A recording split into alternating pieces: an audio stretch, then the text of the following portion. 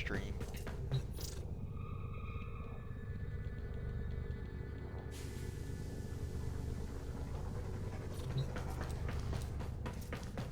I gotta sneeze. That's a great start again.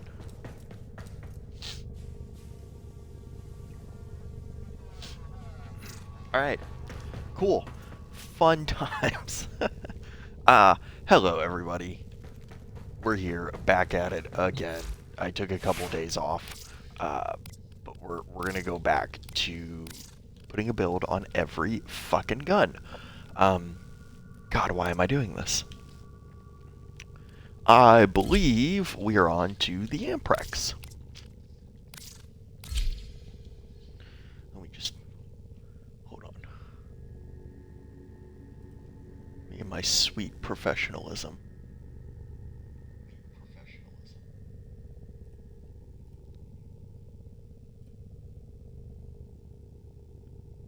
Cool.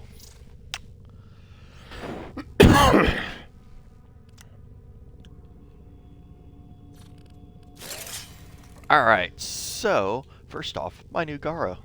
I like my new Gara. Second off, the Amprex. So, I guess... Still gotta adjust things.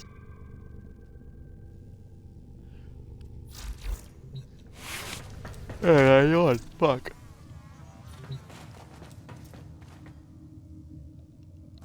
This is why I have plenty of coffee. That's not what I wanted. I wanted to go look at this gun's MR, because that might be useful information.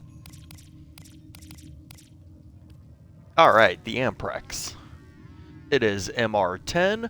It's got a pretty nice fire rate, pretty high magazine, especially for having that high of a fire rate. You can hold down the trigger a long time. Really high crit chance, really high crit multiplier, or not really high, but you know, above average. And a pretty nice status effect. This is a beam weapon, so that status effect is fucking insane. That is a huge status effect. Only problem is it has a really long reload at almost 3 seconds. Of course, not as long as things like the Queller or the Kuva Shkor, but it's pretty good. So, this build's out of date. I'm 90% sure last time I did the math that like critical delay and 100 is the best for 100 munitions on this. But this does have the same unfortunate bullshit where like it's base electric. We've been running into that a lot with the two weapons that I think I said I was going to go finish leveling and never did. The Alternox and the Ambassador, both these being base electric. Base electric's not good. Base electric generally leads to you having just to make compromises in your like builds, and like you can't really go for a great viral heat build because you can't get heat damage. That being said, we're gonna go take a look at the Amprex. Prime Shred is on here for like a very specific reason. Last time, I don't know if Prime Shred was still like what you used,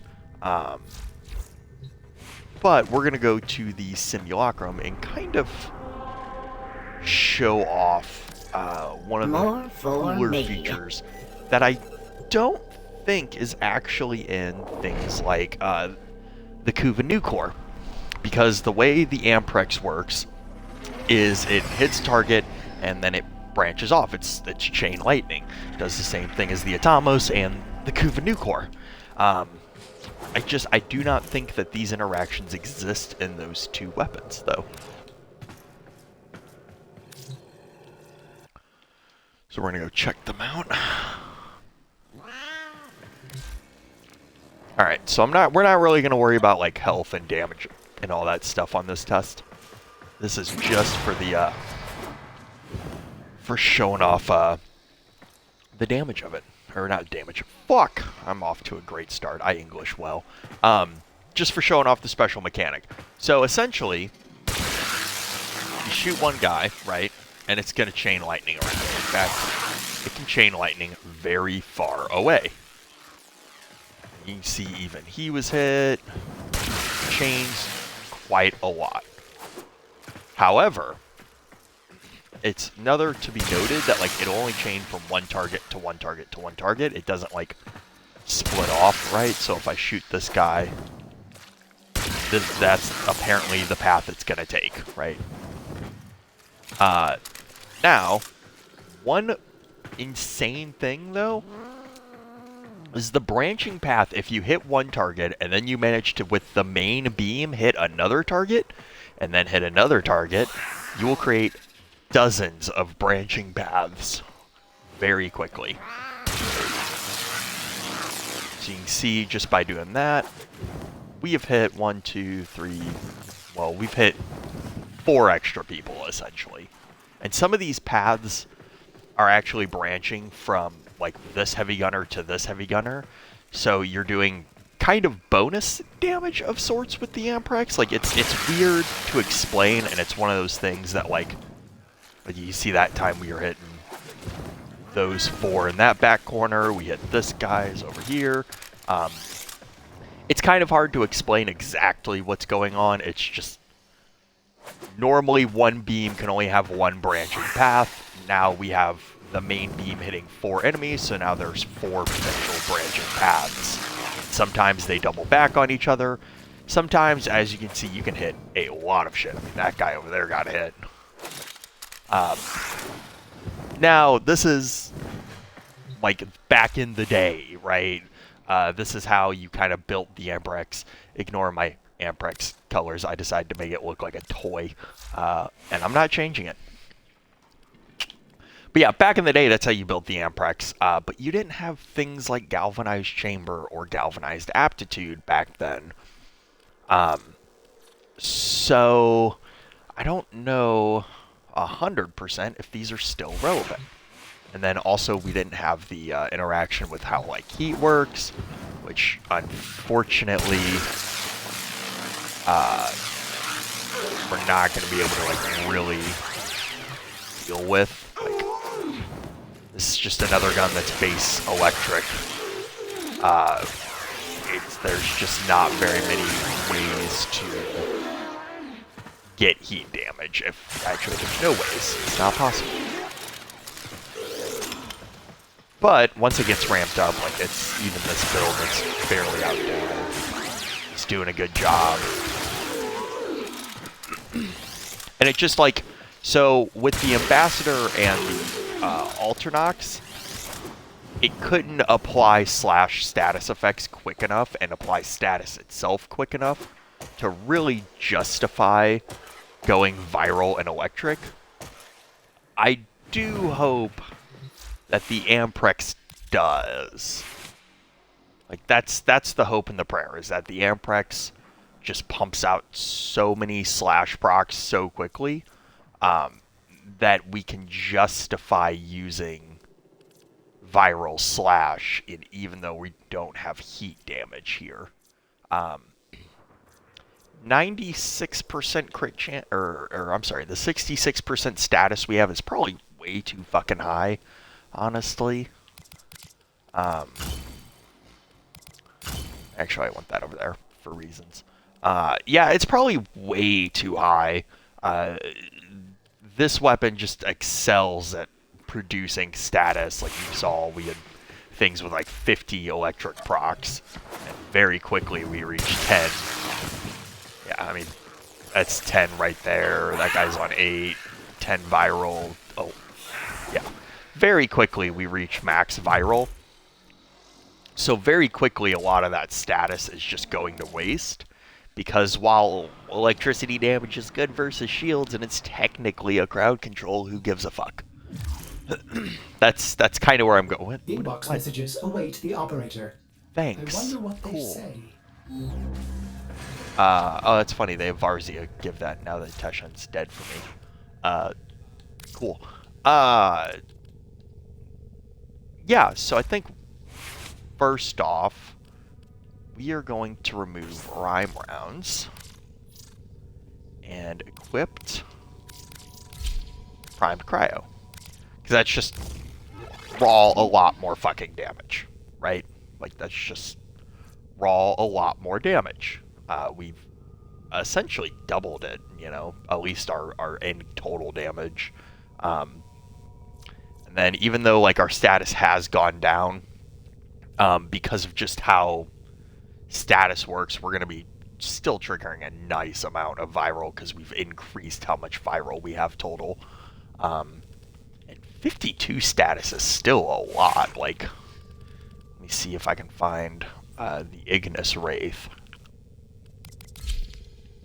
The Ignis Wraith, I mean, I have 87 status on it, but I have like a much lower fire rate, and this gun kind of also gets innate heat procs, so you can kill through them, so it can kind of warrant having that much status. I kind of just pulled this out to show like an example of kind of the this is a similar-ish build, you know, on this one that we're going for. Just a couple tweaks, because like the Ignis Wraith has heat excuse me, because the Ignis Wraith has heat procs, and those are really nice. We kind of want to stack, like, doesn't matter if we're wasting viral or wasting potential viral procs, because we have heat there, to still be useful. Electricity procs are not useful. Like, they don't do enough damage, and their crowd control is kind of irrelevant. That being said, I still have proper kitty cat on. We're going to take this to a quick Hydron. Get it up to level 30.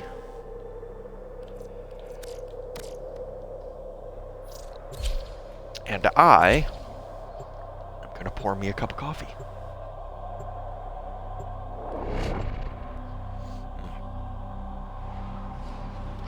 I do love a good cup of coffee, man. There is not much better than a good cup of coffee.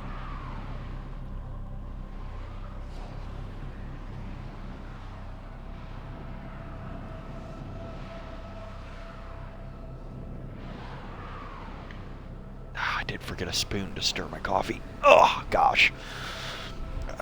Making me... God, my own goddamn incompetence making me get up and do things. Heck. Oh, well, means I get to turn off some lights on the way back. Equipment until reinforcements arrive.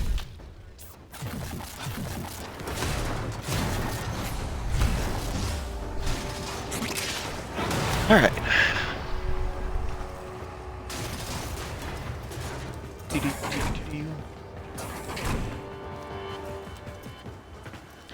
Man, I kind of did forget that the sign down. It does not look good in a mission while you're running around, but I'm going to see if it'll grow on me.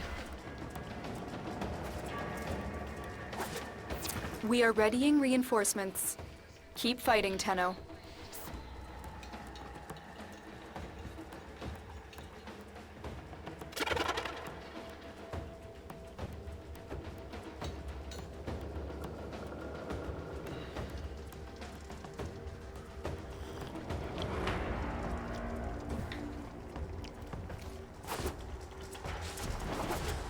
Just fourth dude here, yeah.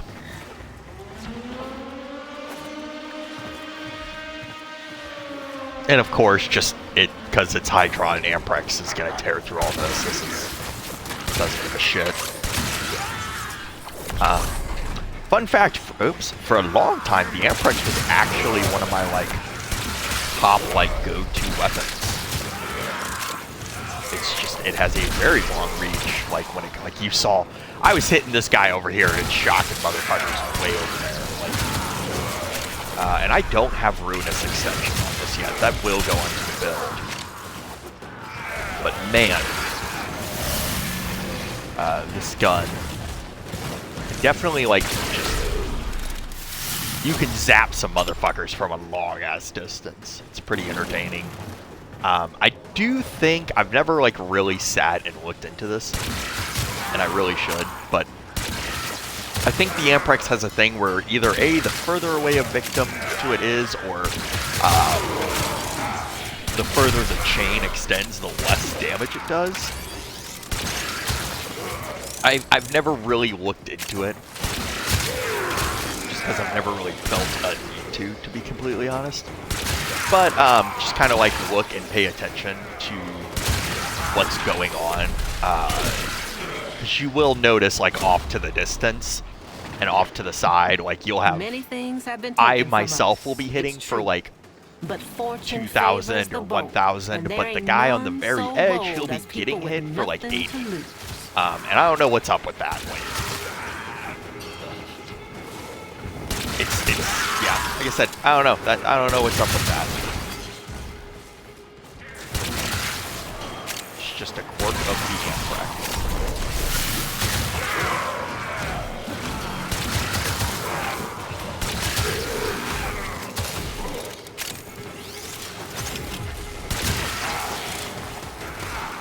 I might change the coloring on the beam because that's bright. At least to me.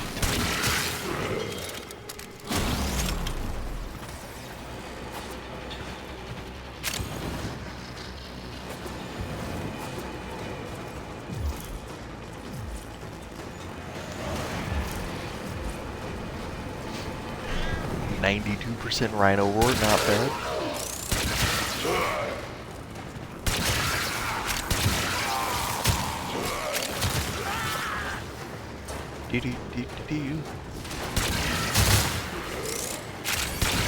These wisp notes are really nice too. I always like having a nice speedy wisp.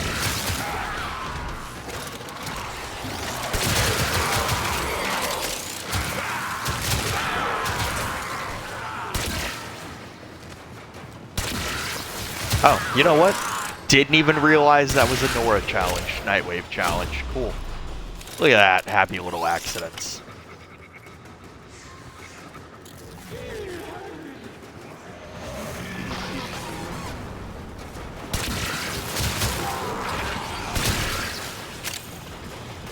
So how is everyone today? All the peoples.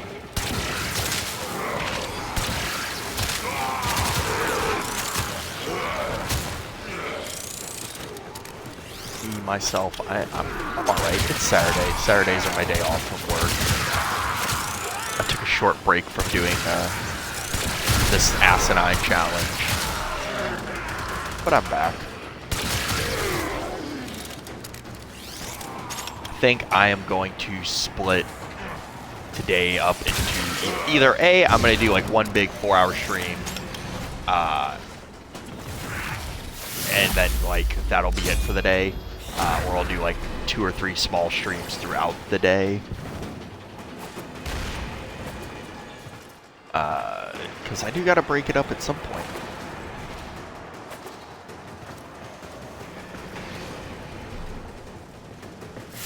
Hey, it's pretty good. I like when people are having pretty good days. Man, the dev stream for the last dev stream before TennoCon happened yesterday, and it was a pretty good one. There was a lot of like really good, promising things. Out of everything that was talked about, I think the changes to Arcanes might be the most promising, like the biggest game changer. And if you don't know what I'm talking about, ooh, somebody's bolting too. That was, no, nobody's a bolt. I just got a random massive burst of speed. All right. Oh no, it's me picking up voice mode. I'm just dumb. But yeah, we got changes to Arcanes coming, and they seem pretty nice. Like, honestly, they're not going to affect me because it only affects Arcanes that aren't maxed. But, like, I can still be happy for all the other players, you know, out there that are getting used. Essentially, the way Arcanes work is there's generally 3 stats on an Arcane, right? You have the percent chance to trigger. You have the actual buff itself, and then you have the duration of the buff. So like Arcane Fury is, I think this is what Arcane Fury is, because that's not, I'll go with Arcane Avenger because I fucking know that one a lot better off the top of my head. Arcane Avenger is, you know, when you get shot, you have a chance to receive a crit damage bonus for 20 seconds, right? Now, what they're for some amount of time, depending on your arcane level. And that's kind of what they're looking at changing and fixing, is making it so essentially one or maybe even two of those stats are only changing. For instance, instead of, because I think at max Arcane Avenger is, you have like a 20% chance when damaged for 45% additional crit damage, and then that lasts for like 20 seconds. It sounds like what they want to do is at like rank 0, instead of it being like basically useless and not worth using, at rank 0, it'll be like a 20% chance for like 5% additional crit for 20 seconds, right? Which like is still a small amount, but like there are some arcanes that are like a 5% chance to trigger a buff that'll last like 2 seconds, right? Like just such a small amount of time that it's just not worth fucking with and equipping. And it really does sound like they're trying to make it so even like lower end arcanes, like if you only have a rank 1 or a rank 2 or even a rank 0, those arcanes are still worth equipping and using. So it sounds like the main stat that they want to change for the most part is going to be the actual buff stat, and the chance to trigger stat and the time stat might stay the same. It's not like none of this is final. It's just like the direction they want to go in with arcanes. And I guess like if you, I hadn't even noticed, to be completely honest, but I guess a lot of the newer arcanes that came out with Angels of the Zeramin update already function like this, where the chance to proc stat and then the amount of time active stat are already like fixed values. It's just the buff stat that changes. But yeah, I think that this could be like pretty awesome, because there are some arcanes where like, as long as the only stat, if all other stats are remaining like, equal and same, except for the buff, like that's going to mean that essentially a lot more arcanes for a lot more of like the casual player base are going to be useful, right? Because right now, like say, Arcane Grace. Arcane Grace at lower levels is fucking useless, and you really do need like rank 3 or better for Arcane Grace to be kind of worth its slot, just because like the chance for it to trigger and then the amount of healing it gives even after it triggers is so small. It's just, there are so many other better options that'll present themselves for healing. However, if they change it to its max, which is like a 6% chance on damage for healing for, I think it's like 10 seconds. That's pretty nice. Like even at a low level, a 6% chance to heal I think it's like 2 or 3% of your health per second. Like that's not nothing. That's enough to like keep you alive a little bit more on those lower levels, and enough that like warframes that with very high health pools, like Agaros, Titus, Grendel, will still really want that, you know? I mean, frames where you keep maybe a smaller health pool, like I do on my Wisp, might not give a shit about stuff like that, especially considering Wisp already has her own like health regen and shit like that, but she's a bad example. But that's like one of those things where like, you know, previously a rank 0 or a rank 1 or 2 Arcane Grace is just not super useful. You might as well throw down some health pads or, you know, something like that.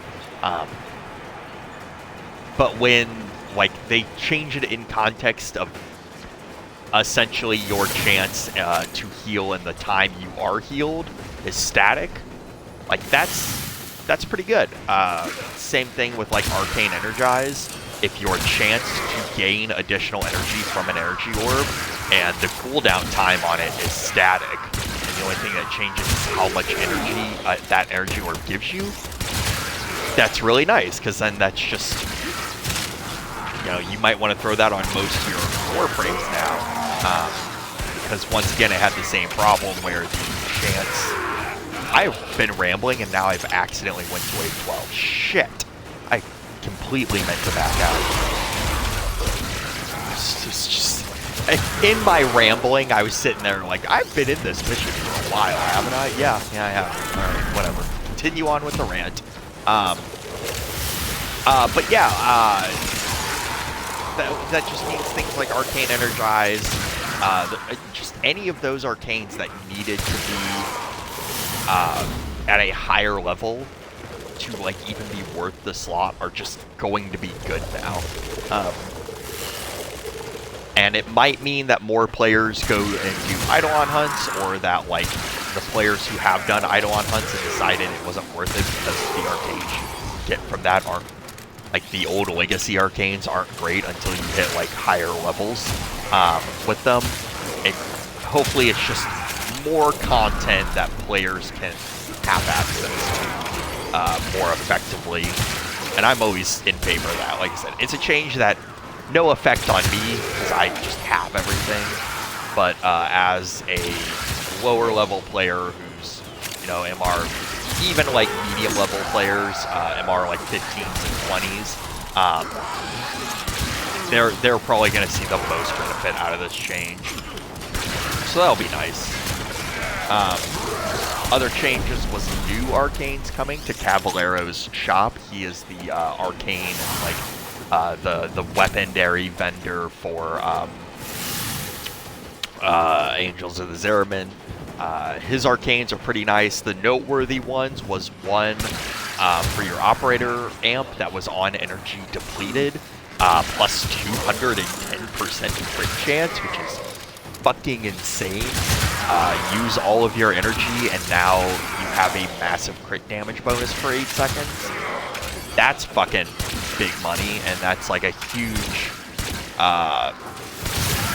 I think that's like a huge synergy with Materai's Void Strike, because Void Strike is consume your entire energy to gain a percentage damage increase based on how much energy was consumed. So essentially what will happen is you use all of your energy. You trigger this arcane that's 210% fucking crit chance, and then you also have the massive just raw damage bonus from Materai.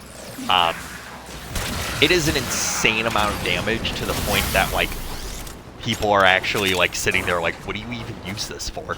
Like it might be the Warframe community has kind of looked at it and been like, this might be too much damage for like what we use operators for, which is hilarious.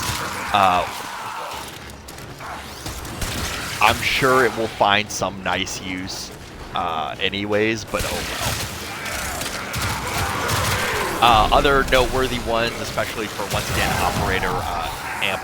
operator amps, is 72% ammo efficiency, which that's a really nice one that just means you'll get a lot more ammo in your amps, and especially for some of the higher end, like Steel Path, Void Cascades, having more ammo in your amps is very nice. Just not having to worry about any of that shit. Not running out of ammo as often, because running out of ammo in an amp is very shitty. They take a long time to reset ammo. I almost wish they were just a clip I could reload, but oh well. Let's see, other big changes. There was 2 new Incarno weapons coming, and I'm not super into them just yet. I don't know how they're going to work when they come out. One of them's a melee. I don't care about melee. I'm going to remember to extract this time. Yeah, I don't really care about melee. Who cares? It's a dagger that transforms into a sword. So that's real the last nice. of them. Objective is secure. Let's go home. And then there's a shotgun, and I fucking love me some shotguns. But it's a shotgun that transforms into a dual-wield pistol, which will be really interesting. It'll be really interesting to see if this is like what kind of dual-wield pistol, because I think that's really going to make or break the weapon, at least for me. Because I hear shotgun and I want shotgun. You know, like I want like a, you know, like a boar prime since I'm staring at it, or a fucking Kuva heck. Like I want something in those lines. But I hear shotgun, my mind does not go to the dual wield pistol part of it, because if it transforms into just generic full auto twin pistols, that's gonna suck. We're gonna head back to the simulacrum. Actually, I'm gonna level this weapon up, and then we're gonna head to the simulacrum.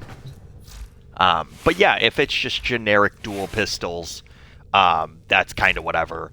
Fucking the dream. The hope in the dream is that it transforms into something like the twin Comacs. Oh, hey, look, they're right there. Which are like dual-wield secondary versions of the comb. And if it transforms into better versions of the twin Comacs, that's going to be fucking awesome. I'm going to love that. It's probably might become my new favorite shotgun if that's what happens. Let's see. What am I doing? Losing my mind. Let's see. What do I need for Sinister Reach? 5, so I need at least 3 to equip that. We're gonna go ahead, and we're gonna put Galvanized Aptitude here. Something I don't know, like, and I'm not even sure how to test this, which this might have just been a waste of a Forma, unfortunately, but oh well. We're going to go ahead and throw Infected Clip on there for even more damage. And then we're going to throw on Sinister Reach. So the question is, so Galvanized Aptitude, direct damage. Does the branching beams on the Amprex count as direct damage? You would think not. But DE's definition of direct damage can be wonky, you know, because it does work on the Kuva Nucor. However, like that would make me think it works on this gun, but we gotta go find out. We're gonna go fast travel to Samaris. This is going to be kind of a pain in the ass to test, really.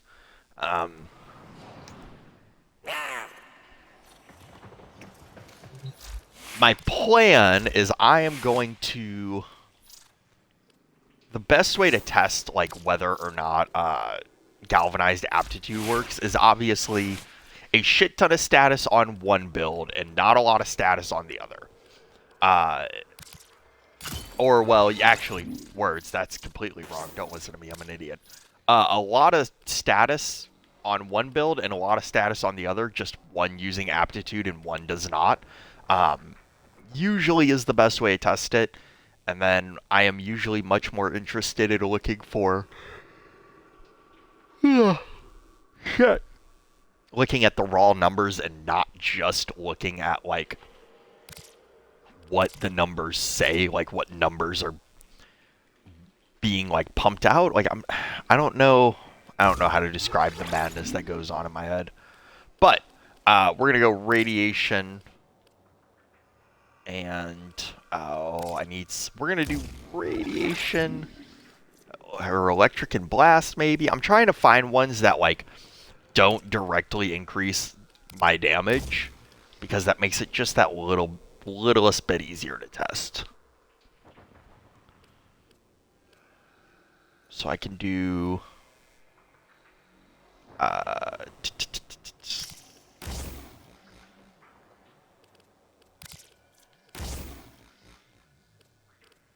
oh, gas makes it hilariously complicated. Yeah, blast and electricity might be the easiest way to test this.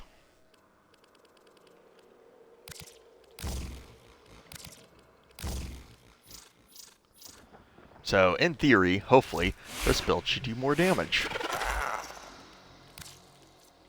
And I'm going to try to pick an enemy that I don't have to worry too much about its resistances and armor, making this even weirder than it needs to. Although an Xmas is a bad place to start.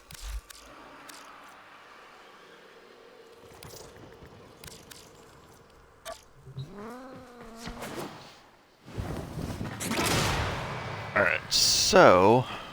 Oh, I'm gonna spawn in some fodder enemies real quick that I can kill just to get this thing started. Hopefully this doesn't jank the numbers.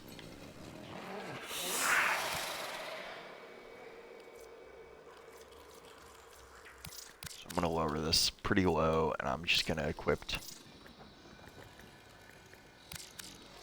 some butchers. Fuck, why did I make Xmas's again? God damn it. Oh, no, I didn't. That's just what ancient healers do. I'm fucking dumb. Alright. I'm competent, I promise. Ancient disruptors would work better for this.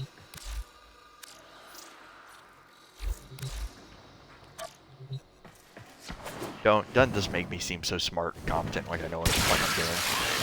Alright. Kill you. Kill you.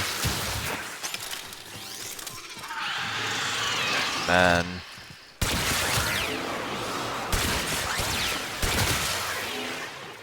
Of course my cat's gonna proc. That's a real helpful cat.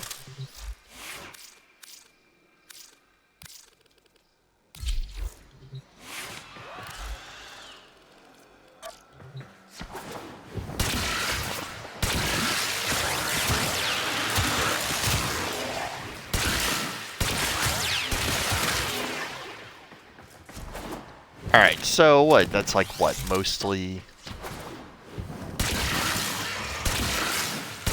hundreds, 50s, there's a 400 there for some reason. 200. With the Amprex 2, the longer you hold down the beam, the more damage you do. Which makes this even more a pain in the ass. This is why testing whether or not fucking aptitude works can be such a huge struggle. But I got a gist of the numbers. So if aptitude is working, after I lose this last stack of it, we should at least see a decent change.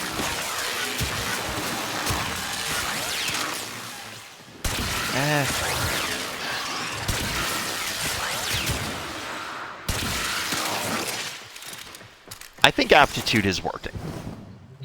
I think overall aptitude is working.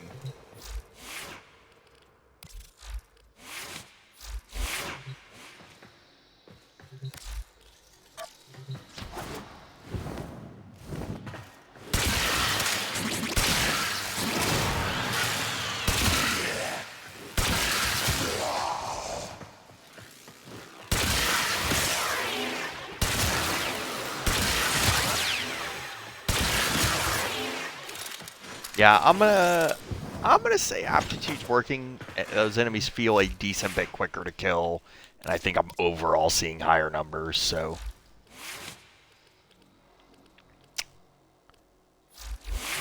We're gonna go ahead and throw in a batch of high-level enemies with the normal butchers to get us started, and then the corrupted heavy gunners.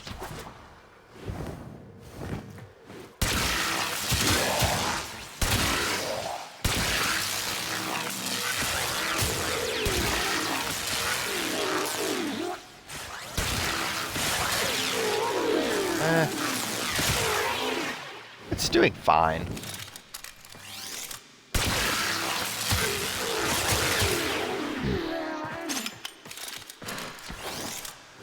I have the fear that the Amprex is going to run out of ammo during this test, but... because I think this is going to be what we take to... Steel Path. I don't really see anything And we could swap this to...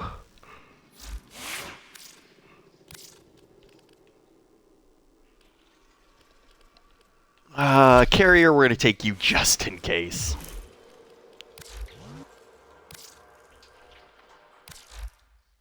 Oh, one of the other arcanes that are coming out, and this could either be a amazing, game-changing, like, new meta arcane for secondaries, or at least some secondaries, or it could be, like, a very high-risk, high-reward thing for, like, min-maxers. And is essentially, it is every time you get a heat proc, you gain more damage. And this works the same way as like the merciless dexterity and deadhead arcanes, except those require a kill, which can be hard to get at first, especially if you've watched enough of this. You've seen where I've just struggled to get those first few kills and get the gun going. It is weak.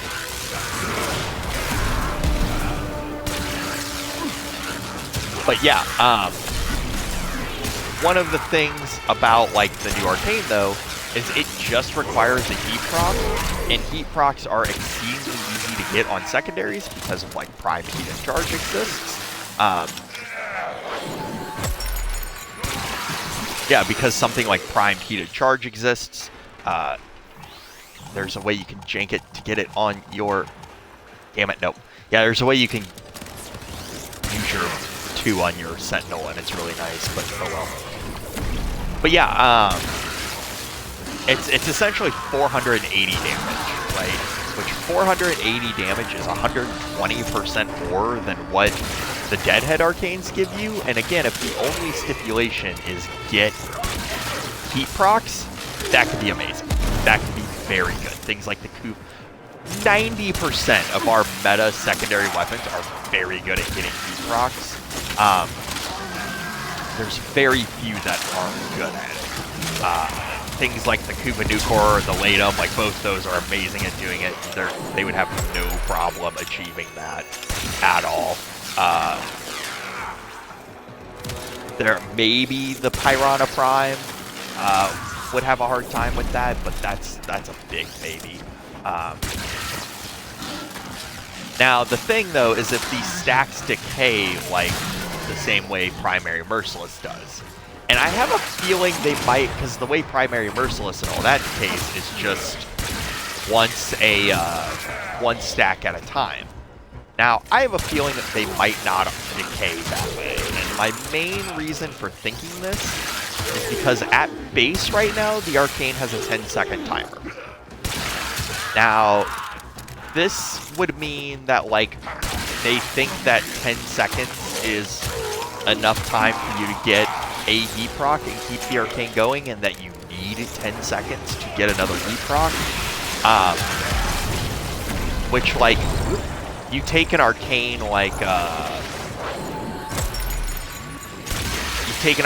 Primary Merciless, they only give you 4 seconds to get another kill before it goes down.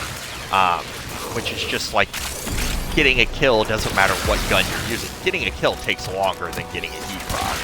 So either A, that's just a placeholder value, or B, it is like, hey, you have 10 seconds to get another heat proc, or else you lose all, 480%, you gotta build it back up. Which again, might be either something best suited for endurance runs, or best suited for, like, min-maxing memes. I don't, like I said, it's gonna be either A, like the new meta arcane that goes in most secondaries, or it's just going to be like a joke, How much damage can I cram onto this weapon type thing. Come on, get in the hole.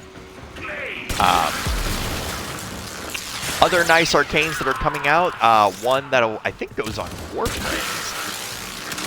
And this is basically healing yourself and allies is a very specific term in Warframe. Healing yourself and allies for 10 health per energy used, which means if you use like 10 energy on an ability, you've healed yourself and nearby allies for 100 energy. By the way, it should come to no surprise, this weapon's not going to do well versus Angst. It's just not.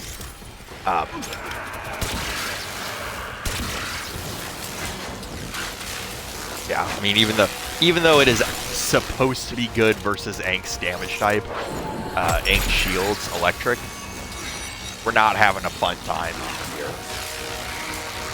And for some reason, it's not applying viral. Is that just a thing Angst does? I don't know, regardless. Even with me throwing on the damage of my 2 onto him, he's still just not having it. I guess Angst is a chick, but oh well.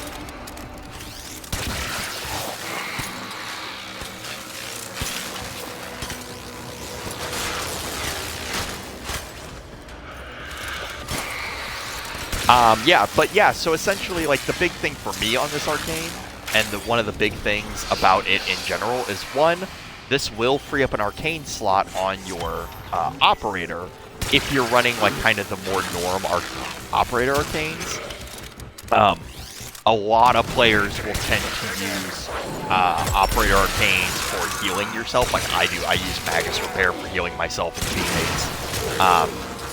However, if I can just throw that onto my Warframe and, you know, use that in place of something else, that frees up my operator to do other things.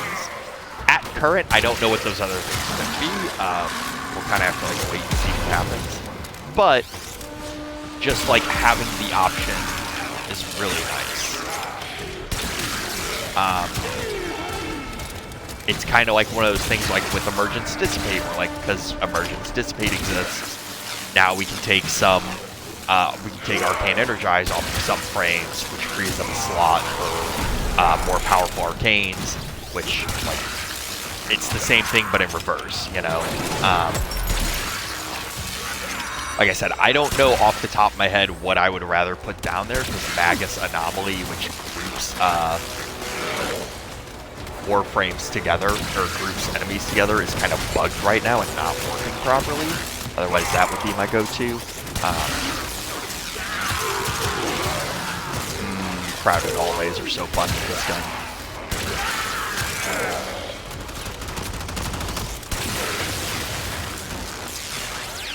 gun. Let's see. What else could we? I don't know. It's going to be one of those wait and see. It might become one of those fun, like, niche knick-knack arcanes. However, this is a big however, though.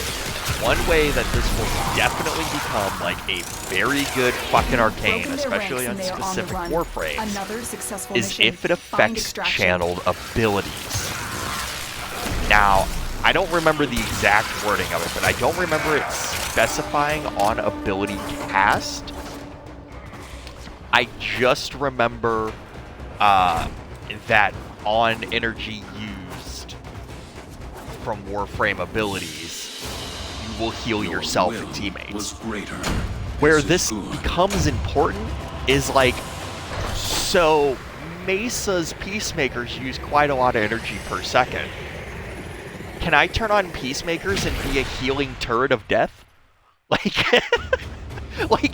can I throw on Mesa's Peacemakers and then just not be able to die because I'm constantly regenerating, like, 70 energy a second and giving that energy to my teammates, and notably allies, which include, like, defense objectives?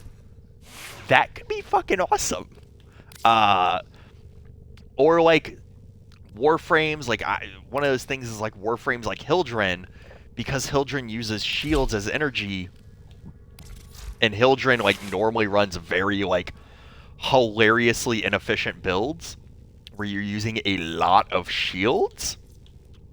Can I throw this on Hildren and become essentially a hilariously better healer than anything else in the game?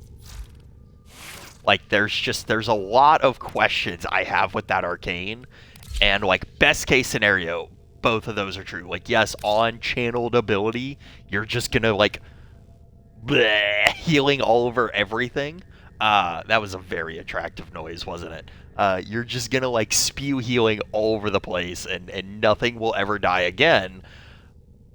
Or like that's not gonna be the case, and it's gonna be like a weird niche arcane that maybe some people will use just for like healing if they don't have many other great sources. But yeah, taking a break from that, this build.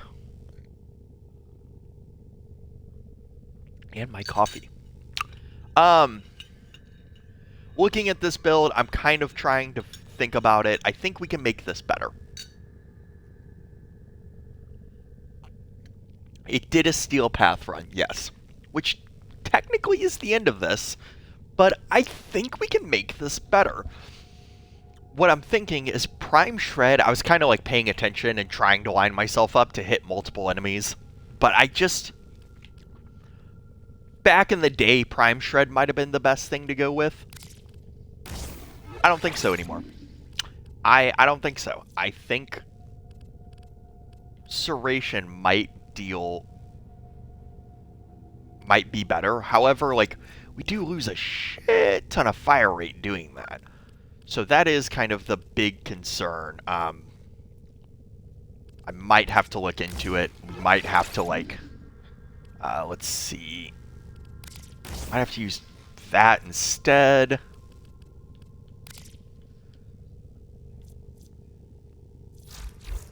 But let's take this out for a spin, see what happens. Nope, that was muscle memory. But yeah,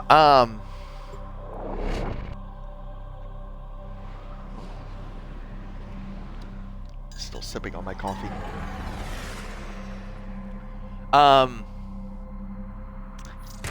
There was also one other arcane that I'm torn on. I don't know how I feel about this. This might be really amazing on specific frames where, like, I just tried to energizing dash. Awesome. And I hit the wrong button. Cool. So this next arcane is essentially on kill, you gain power strength for X amount of seconds, I think it is, or just... I don't know, there wasn't actually a timer on it. It was just on kill you gain power strength.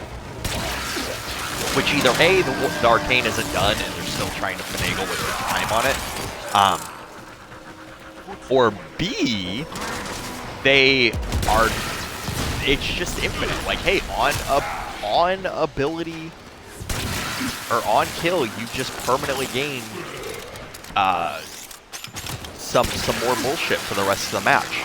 And I forget how many kills, somebody had already mathed it out. If you go watch Brozyme's Dev Street recap, he talks about all this, and he talks about the amount of kills and the feasibility of the arcane, because he's much better at that stuff than I am.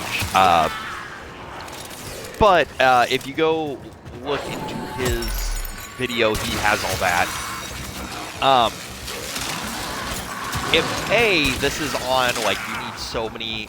If this goes away on ability cast and then you need to build it back up, I see this being really good on frames like Chroma, where you kind of don't cast your abilities very often. They're just kind of there. I see this as being very good on frames like Rhino, another frame where you don't have to cast very often. His abilities are just, you know, you cast them every now and then in a mission. For my Wisp, where, like, I just am constantly trying to find more and more convoluted ways to get her to insane strength as possible, I don't actually think this is going to be pretty practical just because of how often I have to spam her motes, unless I can build up and then do it all. Like, if I can throw down just a shitty health mote to, like, bare minimum it, get it built up, and then it never goes back down, that would be pretty nice. Because it is something like 200 kills you need. Which, like, in the context of Steel Path, like a Steel Path endurance run, which is mostly what I use my Wiz for, you can definitely kind of just get shit done quicker. And you'll be fine there. But like I said, it all depends. There's a lot of other things going on that I'll have to like once again get my hands on the arcane and figure out exactly how it works. But once again, it could either be like an amazing arcane, because at max, I don't remember if I said this or not, at max it taps out at like 60 fucking percent. Like 60% power strength from one arcane is fucking amazing. And I can think of a lot of like even if like, I mean, yeah, you have to give up an arcane slot to fit it, but shit, you tell me you can't get rid of like an arcane for 60 in power strength? That's insanity. Just something to kind of like keep track of and think about. Yeah, I like to see one. On a side note, I do think this is working better. Especially for the single target. Yeah, I feel like this is just working better.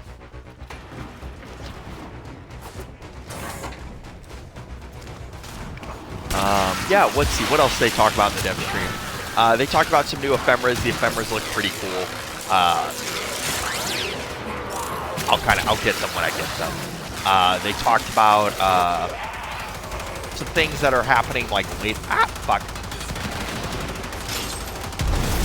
Game's not gonna give me enough. 5, is it?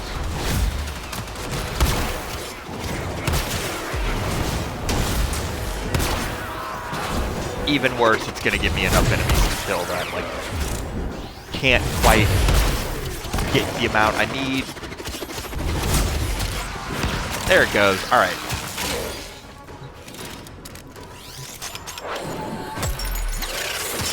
But yeah, I'm the next round of arcanes coming out really does excite me. I always like having more. This is an area, by the way, where Shred probably would have really helped me clear this out quicker, but oh well.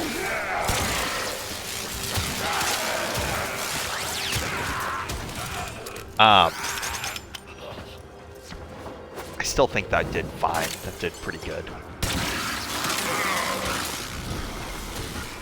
Although I will say, I think the big thing about it, big takeaway for this is we are 90 kills in and violence is finally showing up, which is way further than we were before. And we should have a way easier time killing the Acolyte with this. Now, just because we kind of know that this isn't... Ah, fuck. Well, that sucked. That's my own stupidity.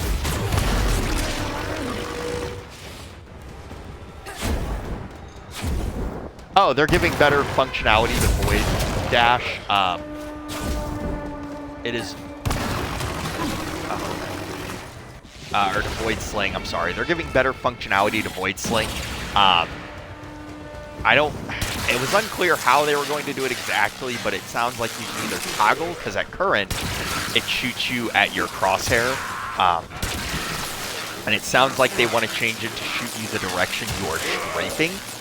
So if I'm going this way and I Void Dash, you know, it's going to shoot me to the right. If I'm going this way, it's going to shoot me to the left. If I'm going this way, it's going to shoot me backwards, etc., etc. That could be fine. Like I never really use Void Dash like that, because I just kind of always Void Dash straight in front of me, because I found it. Oh, fuck, I am really not paying attention. Because I found it important to know where the fuck I was going when I went Void Dash.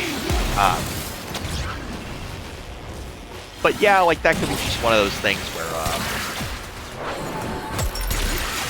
it comes down to user preference. I'm never against players having more choice, and maybe it'll be nicer. This enemy is taking a perfect kill because I'm not built up.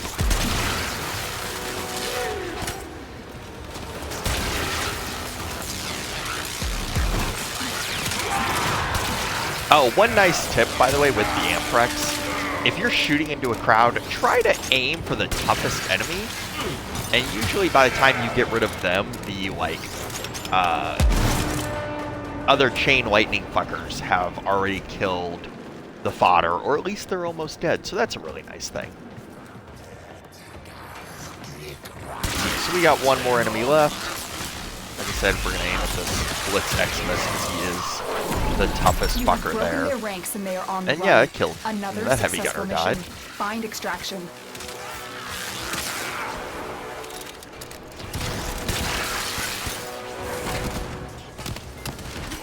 Alright.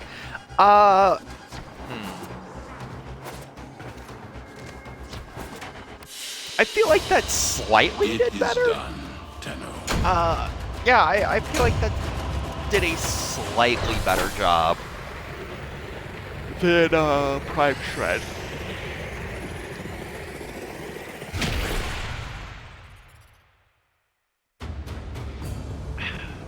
Although I will say, the previous build probably is going to be better for standard missions.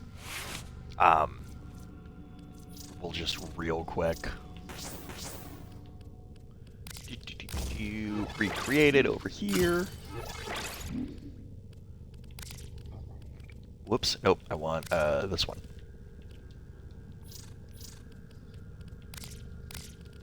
There we go.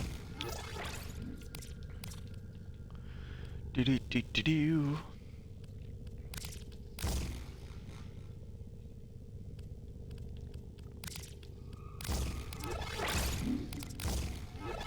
I'm going to do that. I like keeping my elements next to each other. I don't know why.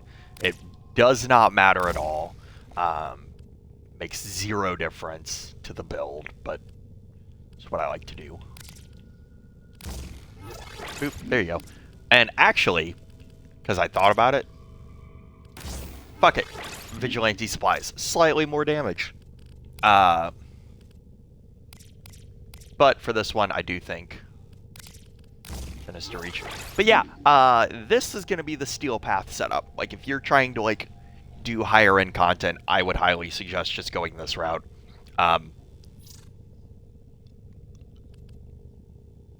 For normal star chart stuff, this guy's going to be fine. Why am I doing...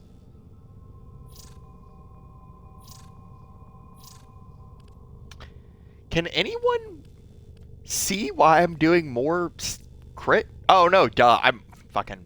Okay. I was sitting there like, why am I doing more status? Why did I go from 80 to 96 status? I'm just dumb.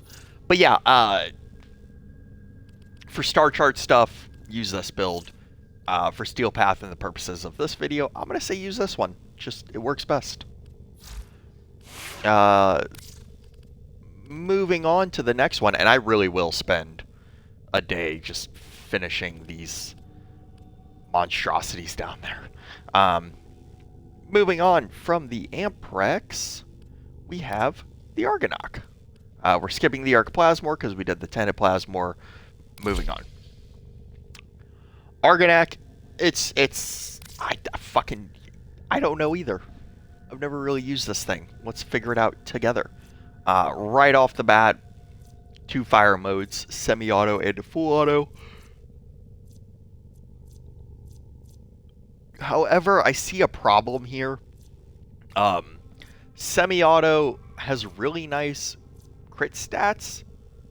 And then the full auto does not. The full auto looks all status.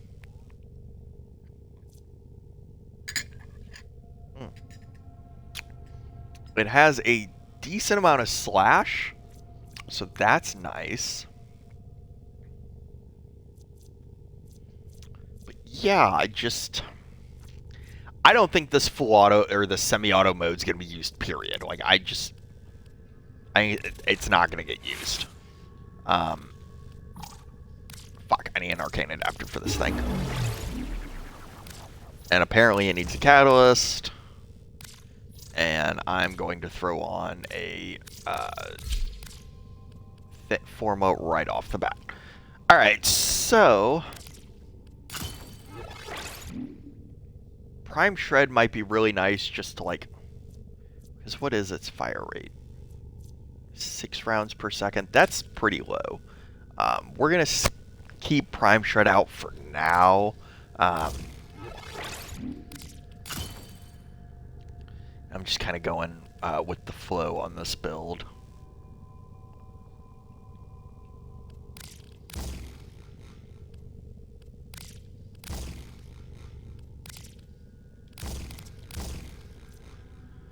68% status, even with all the galvanized, or all those. That's, I'm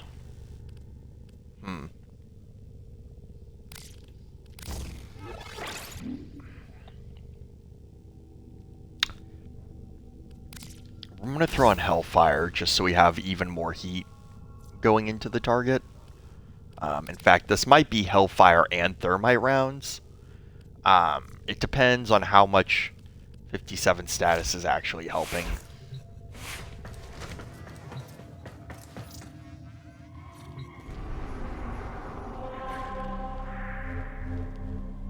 We're gonna head to Ooh, Strata my Relay. playground expands.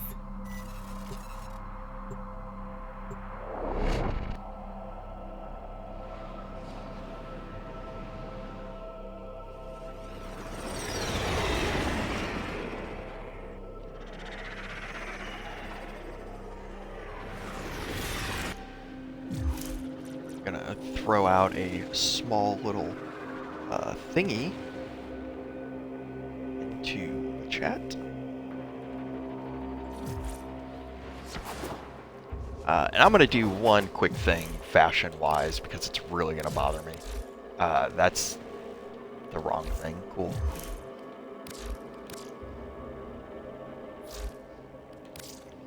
I have slightly changed my Gar's main colors and not changed them on my equipment, and I can tell, and it bothers me. Okay.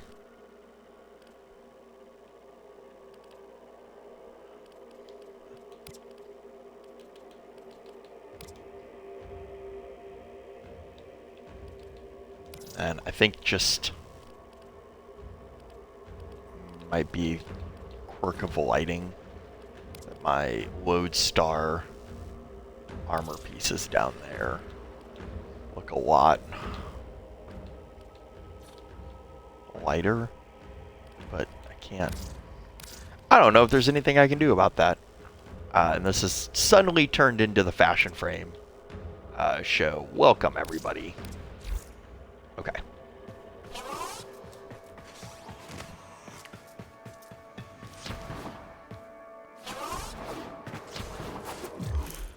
Fast travel to... not Samaris. What am I doing here? To Teshin.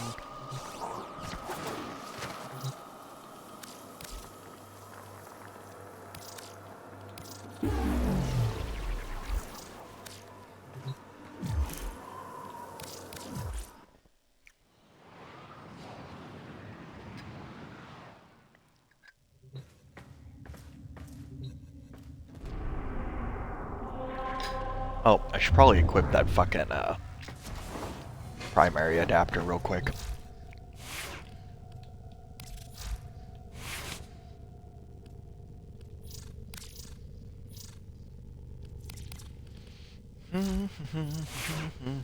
On a side note, I do really like the look of the Argonac. I mean, it looks very cool, if you ask me. Like, this is a very cool looking weapon. I just...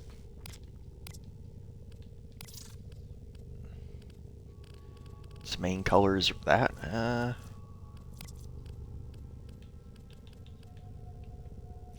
just gonna change it from that to that because why not? I like the olive drab color.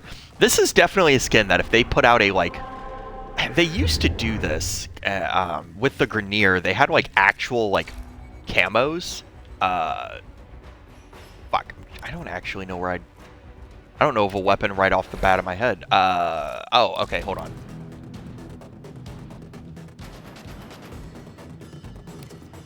Oh, that's... there we go. Yeah, they had like actual desert camos.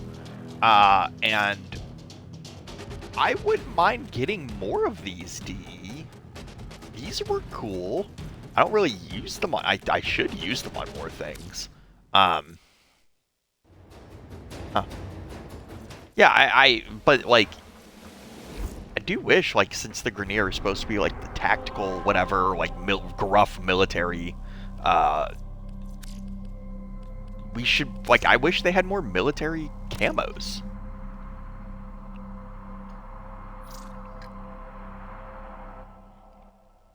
And kind of the same thing with the Corpus weapons. The Corpus were supposed to be the, like,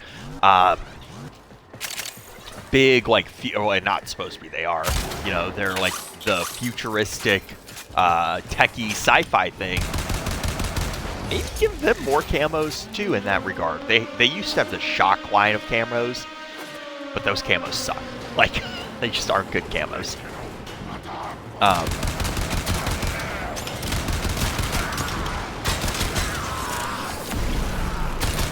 Definitely giving them more camos would be, yeah, just cool.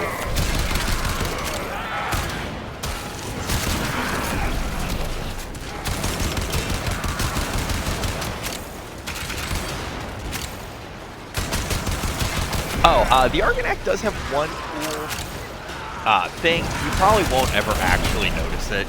It'll highlight or outline enemies in red while you aim. It only happens when you're aiming down sights. But, you know, it's a thing it does.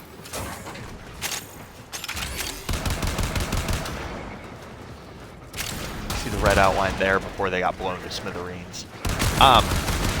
Unfortunately, this red outline doesn't, like, work through walls or work, like, through smoke and shit like that. Otherwise, this would actually, like, I could see some players really enjoying it just because it essentially gives you thermal vision. You can see, like, cover and walls and shit like that where enemies are. If it did that, I think you would find this a weapon people talk about more. Just as, like, the easy, like, hey, this game's chaotic and enemies go everywhere and there's all kinds of effects. But if you use the Argonac, you can see where enemies are, and it makes it easier to manage. But you know, that's not the case, unfortunately. I don't see DE going back and changing the Argonac, you know.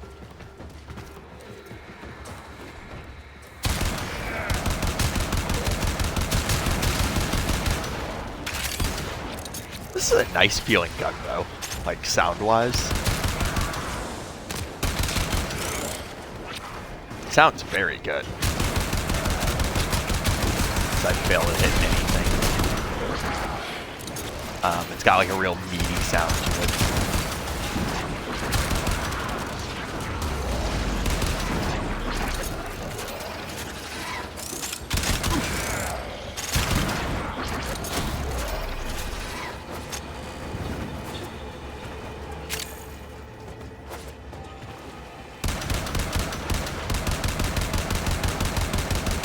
Pretty accurate too, actually, for what it is. Like, even sustained fire. Like, this gun, yeah, overall, this gun's pretty good.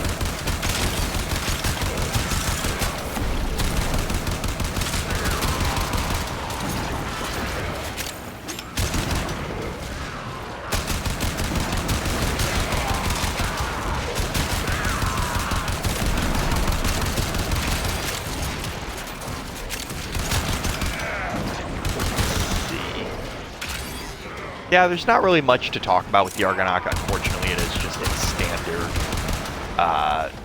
assault rifle. It has the semi-auto, but, like,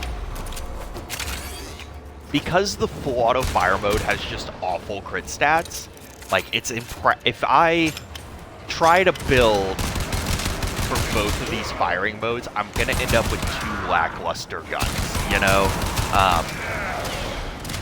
And that's not a good thing. Right? Like, that's not good to just have two, like, shitty, lackluster firing modes. So I'm going to have to put in, like, all of the effort into one of them. And just, like, alright, guys, figure it out. Fend for yourselves. You know, like, the other one's useless. Which is unfortunate, you know. I mean, it's whatever. I don't think this is a very high MR gun. Oh, you know what? Fuck. I never gave the Amprex a rating. Shit! Guys, somebody's... we all dropped the ball on that one. There's nobody else here to watch. we all dropped the ball on that one. We're gonna go do that right after I finish this Hydron.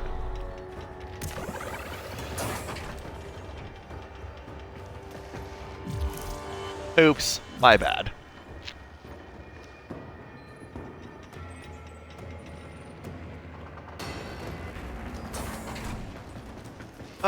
Let's see. I'm trying to check chat. Playing some walls again.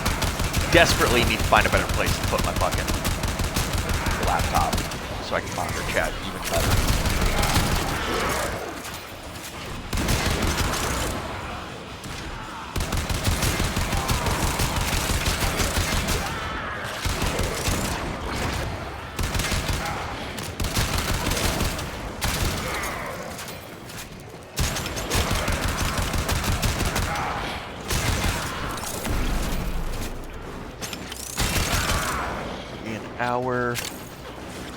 Almost an hour and 15 minutes into the stream. Nice. I think when we hit the, let's see, I think in about half an hour, maybe the 2 hour mark, whatever's more convenient, I'm going to put the stream on pause, kinda end it, upload what I have to the YouTubes, and then we're gonna stream again when I get back from food. And do another like hour and a half, 2 hour stream. That's what we'll do.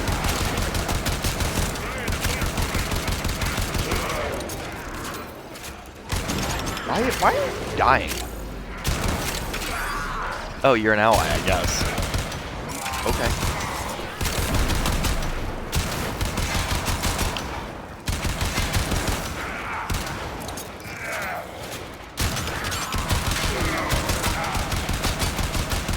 Oh, come on. It's like one of those days where you just can't get your fucking thumb to move a quarter inch in the right direction.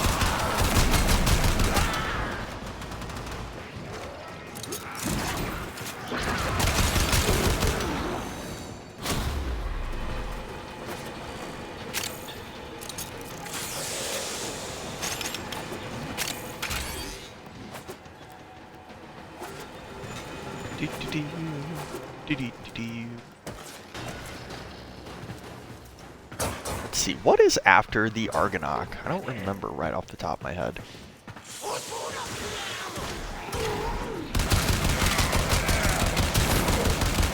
Yeah, I don't remember.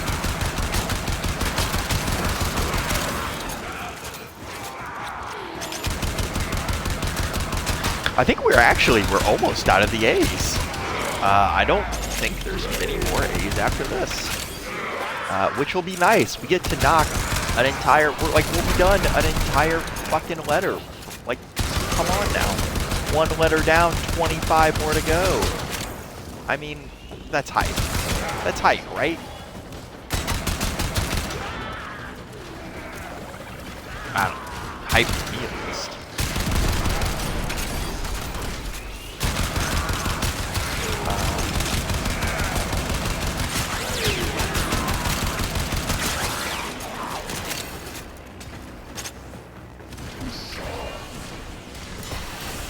I didn't even notice he was down.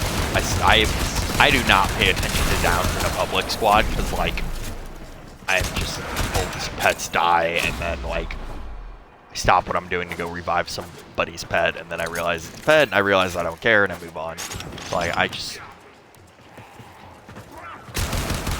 don't revive. It's not even that I don't revive people, I just don't pay attention to, like, completely spaces on it.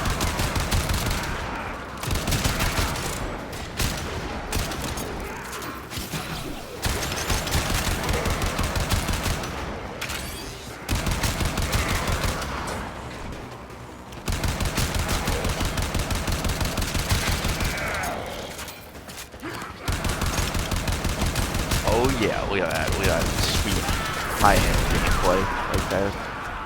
Yeah. Oh yeah.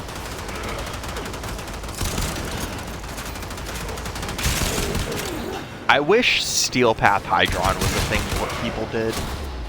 Like, I get why it's not, but it would be nice.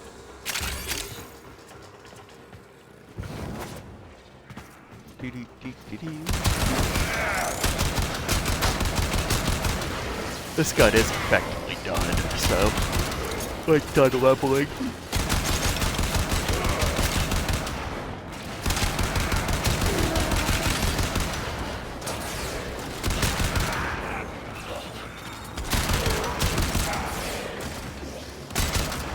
Oh, come on.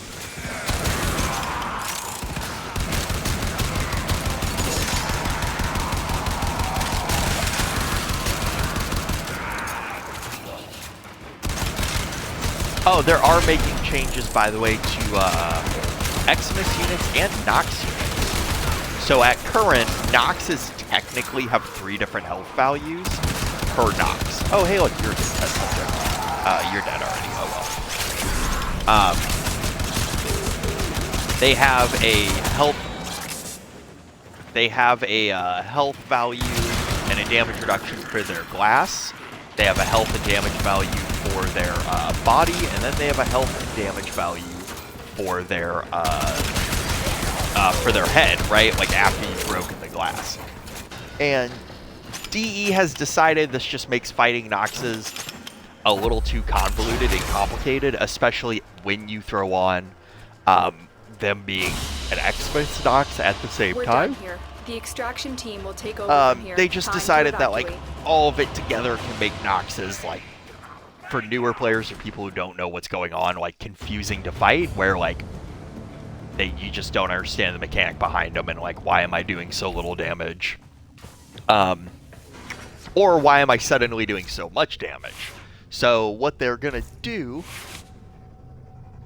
yeah, and like it essentially like Scatter Gem Xmas Nox units are way too strong now.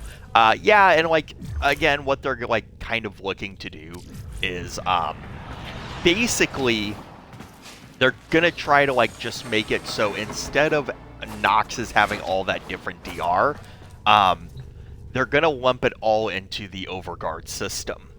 And which I like the Overguard system so far. It's constantly tweaking and being changed, so like I can't really say definitively here and now like what they plan to do or how I feel about it. Give me like a couple months, you know, when it's done being tweaked. But what they're going to do is they're going to make it so instead of them having all that damage reduction, they're going to just like have an Overguard shield that you can either A, slowly whittle away by body shotting them, or they're going to make it so it just instantly breaks when you shoot them in the face and break their shield or break their helmet. Now, I don't know how well they've thought this one through. Probably more than I have, to be completely honest. But the one problem I kind of see with Overguard Nox is the whole thing about them is their Overguard instantly disappears when you destroy their helmet, and their helmet's very easy to destroy. Like, you destroy it almost instantly, even at like higher levels. So the problem I see popping up is, okay, you shoot this Overguard Nox Xmas unit in the face, and like now he's just like hilariously easy to kill because he doesn't get like the big beefiness of an Xmas unit anymore, because you've just completely immediately shattered his visor. So kind of what's like, is that okay? Like, are they okay with that? I assume they must be, you know. You sit there and you break their visor, and now all that extra bullshit from before just instantly evaporates, and you don't have to worry about it all. Which, like, at the end of the day, it really doesn't make too much of a difference for me personally. I just don't know, because the whole point of the Nox, too, was that, like, you had to actually, like, readjust what you were doing and aim for the head. They weren't supposed to be a unit that you could just keep spraying and praying down. And that was the whole point of them having the insane damage reduction to their body. But if they're going to change it and set it up so that they don't get damage reduction to their body anymore. It's just overguard. And as soon as you shoot the helmet, overguard disappears. I feel like that removes like what Noxes originally were and puts them just another enemy unit, right? And I don't want that, right? I think Noxes, and I still think Noxes are a good addition to the game, and like having to stop what you're doing and shoot them in the face is just like nice, you know? Like that's just a nice gameplay change. Sorry about the noise in the background, by the way. Hopefully none of you guys can hear that.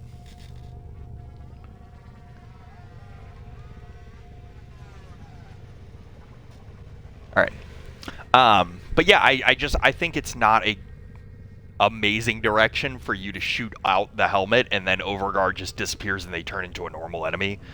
Because that's not what they're supposed to be. I think they should probably keep the damage reduction to their body, at least.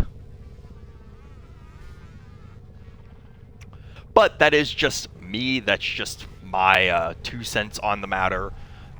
Maybe there's a bunch of other players that fucking hate Nox and think they're like a nuisance. Like I said, I personally, I don't think so. You rarely see them, and I don't know. That's just me. But back to the Argonaut.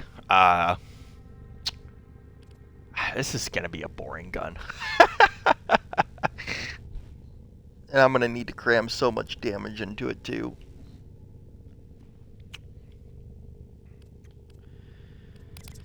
I'm thinking...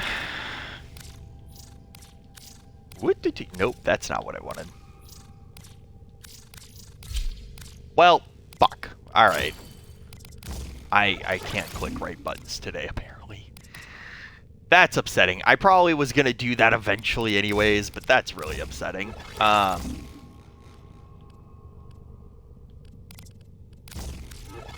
me see if I can...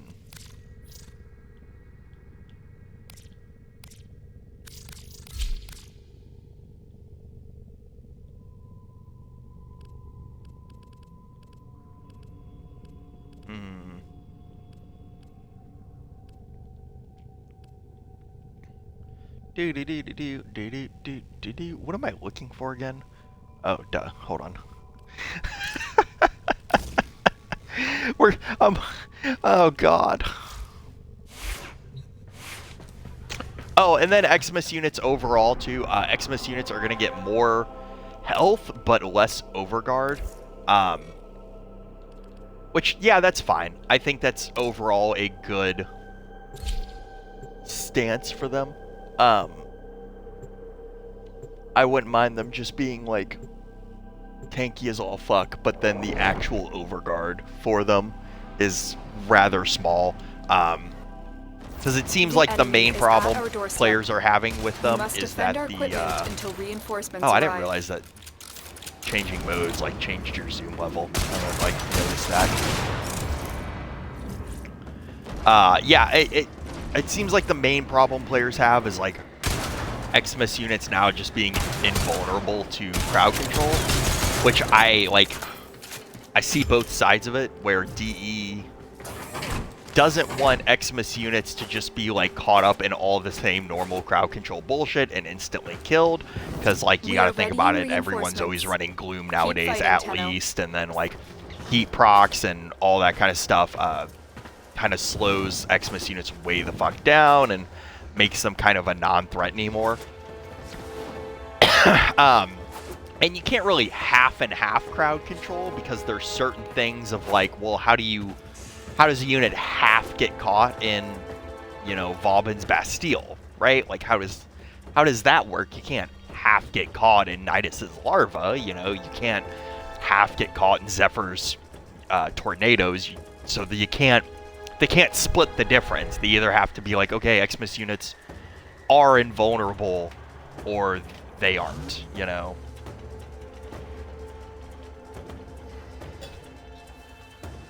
Which is like a pain, like it's a pain to figure out. I do think the obvious with it is that the community does not like crowd control frames being pushed further and further into the background. Like, I think that's the base of it, is like, my controller drift has had me sprinting into a wall this entire time while I walked off. I think that's the base of it, where like just the community does not like feeling like their favorite crowd control frame is slowly being made more and more and more useless as like, you know, the first thing was Eidolons came out. Eidolons can't be crowd controlled. And then like Liches and Sisters, now they can't be crowd controlled. And then now all these Xmas units, they can't be crowd controlled. Well, like fuck, there's no reason to crowd control the fodder enemies. They're fodder. We don't really... I mean, it's nice to crowd control them, but it's not, like, necessary, you know? We don't care about it. It's... Like I said, it's pushing crowd control frames further and further back, and in some cases making them flat-out useless is what the community doesn't like, you know? And I think DE kind of needs to, like, figure out in their own design philosophy how they want to, like, go about that. Because, like, my personal opinion is I think crowd control frames should just work on all of that shit. Like, I think crowd control frames should work on Liches and work on Xmas units and even work on the Eidolons. Like, that's how I think it should go. Like, you have given us our toys, let us play with them, is kind of always been my thing. We have all these things at our disposal, let us use them.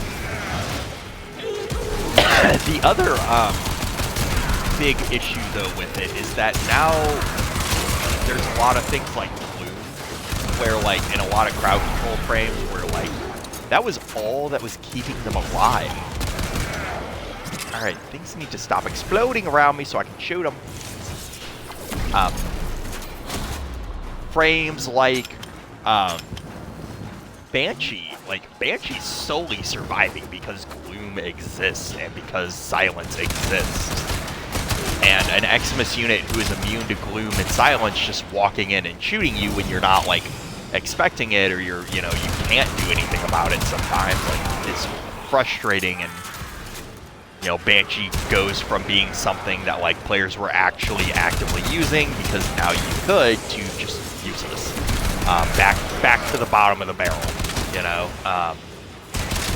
The same thing can kind of happen with just, essentially every crowd control, primarily crowd control frame, you know, like Vauban.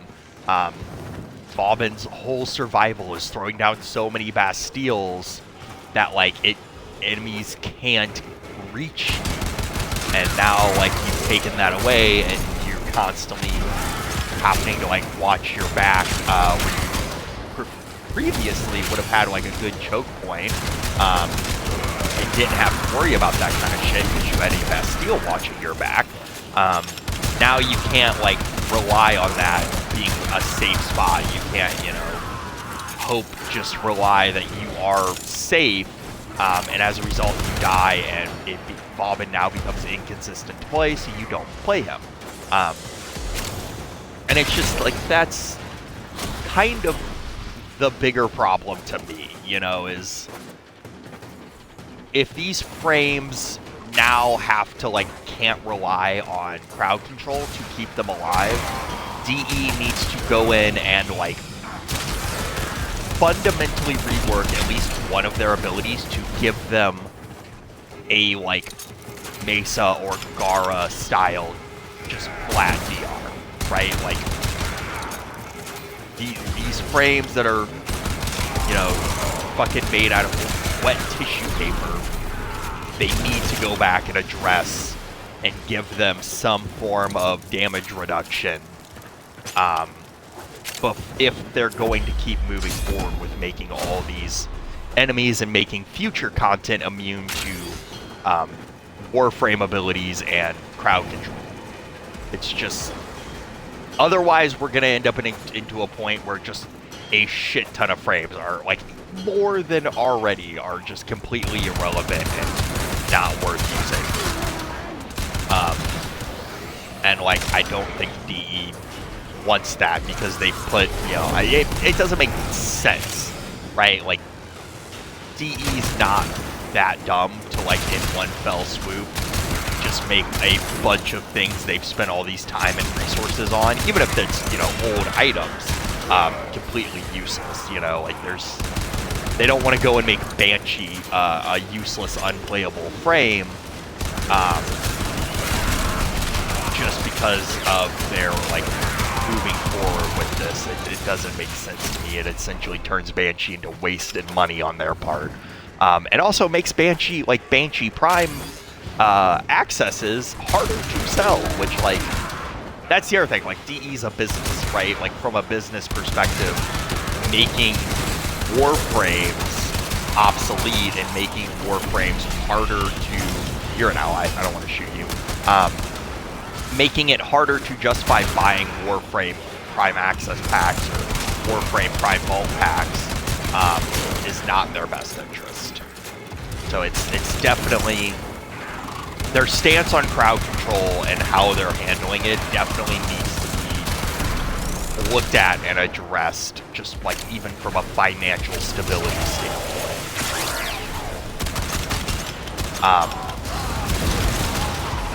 And yeah, if they can figure out that problem, if they can figure out how to deal with that, you know, it'd be better sooner than later, you know. Like I said, personally, I think the actual solution to it is to maybe go ahead and like redo, like just make it so all these things that are immune to crowd control can now be crowd control. You gave us these toys, let us play with them. And instead go ahead and maybe start rethinking how you make like game modes and missions, right? Where like just make it so maybe crowd control frames aren't completely nullifying the entire fucking mission, you know? Of course, the number one example to it is Limbo, you know, how you bring Limbo to a mission and you can just completely stop the entire fucking mission. And Limbo's like an extreme example, and I think that's more a problem with Limbo, but like, yeah, maybe bringing Nova to a normal defense shouldn't just make that defense completely pointless. They might have to just figure out a way around it. Void Cascade's a pretty good one, where like Void Cascade and what you do in Void Cascade is so chaotic and there's so much going on that crowd controlling the enemies doesn't bring the entire game mode to a halt, you know? It's not as like game breaking as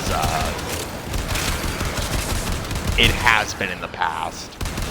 Because that is like, for players that have, and I'm almost done with this rant, I'm wrapping it up, I promise. But for players who haven't been around for a long time, like, there was a time and point where like, crowd control really did break the game. Like, Warframes like Bobbin were king. Like, when shit got real and you had to do, like, the hard content in the game, you brought out a Bobbin. Because, like, and this was, like, when our best weapons were, like, the Soma and the Brat Prime, you know? So, obviously, weapons and mods have come a long way. But, like, there was just points in time back then where, like, there are too many enemies to kill. You cannot kill them fast enough. So use crowd control so you don't have to kill them. And it broke the game. It made it so, like, defense missions, you weren't actually defending the target. You were more just walking around shooting immobilized enemies. And mobile defenses, you just used a couple abilities, sat your controller down, and made a sandwich. I cannot shoot that thing. So, like, it's not an unwarranted issue, because, like, years ago, this was actually a huge issue. And the way DE kind of fixed it by making it so we could kill enemies faster than we could crowd control them, you know? But now we're getting back to a point where DE doesn't like that either. And it's just, yeah, it's just them flip-flopping back and forth and still trying to find the balance. And, like, I think DE needs to figure that balance out sooner than later.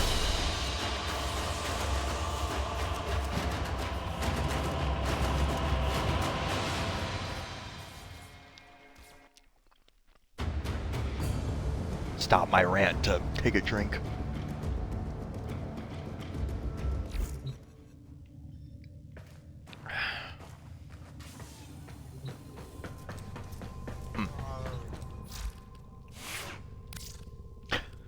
Fuck, we never went back and gave the Amprex its rating. God damn it. Alright, let's do that right now. And I will, at some point, probably tomorrow, spend a bunch of time up max leveling these guns. Alright.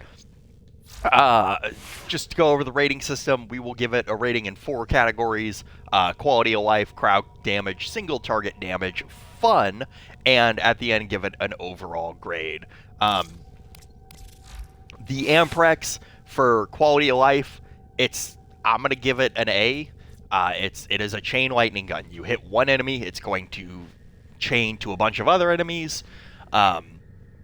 There's nothing really inherently shitty about this weapon that makes it harder to deal with, harder to use. With Prime Merciless, it has a very manageable reload.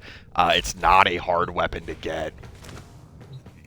I think you just get it from the Corpus Labs, and its MR is very forgiving. Like, you only need MR 10. That's a pretty low MR. It's a nice gun.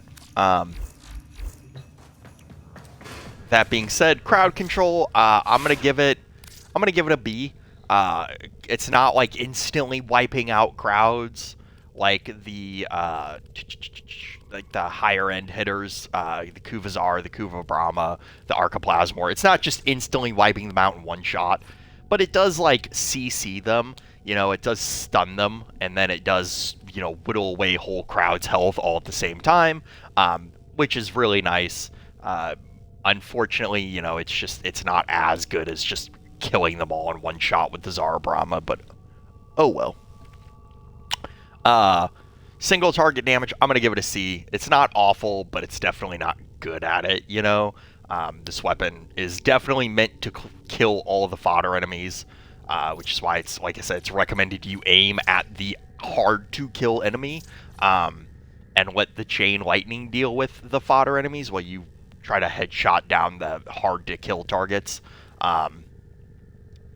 But, like I said, it's a B. Fun? Bro, you get to wander around and pretend you're like Darth Sidious shooting lightning. I mean, come on. Like, that's fun. Who doesn't like walking around and, like, pretending you're Darth Sidious?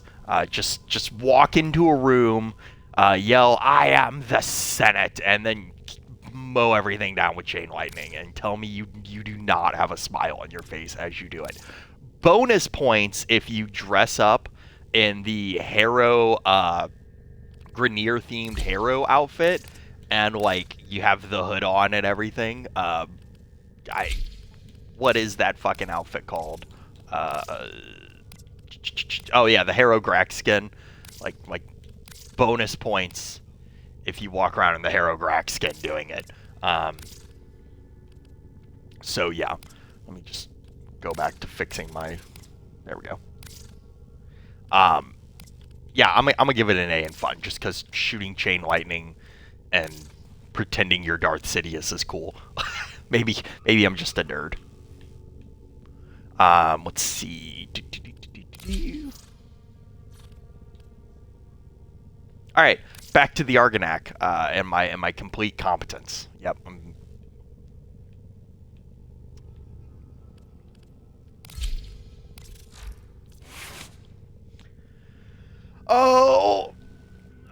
Let's see. What was I gonna do? Oh, I needed a D polarity because I'm gonna throw in primed cryo rounds.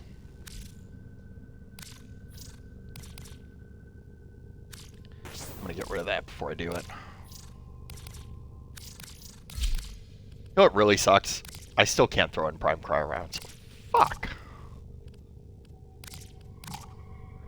I have no idea what I'm going to throw into this Exilus slot. There's really nothing to throw in there that, like, matters.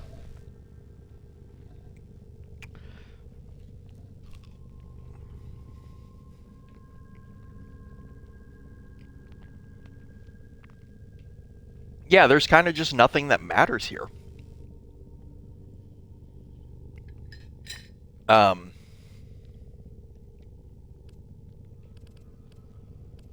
mean, his gun's got no recoil. Throwing in vigilante supplies doesn't matter because we're not scoring fucking crits, you know. An 81% status chance and 9% crit chance, like it don't matter.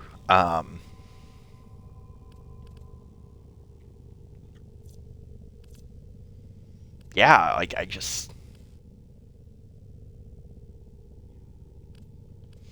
don't want to leave it blank because it feels against the spirit of the series. Huh.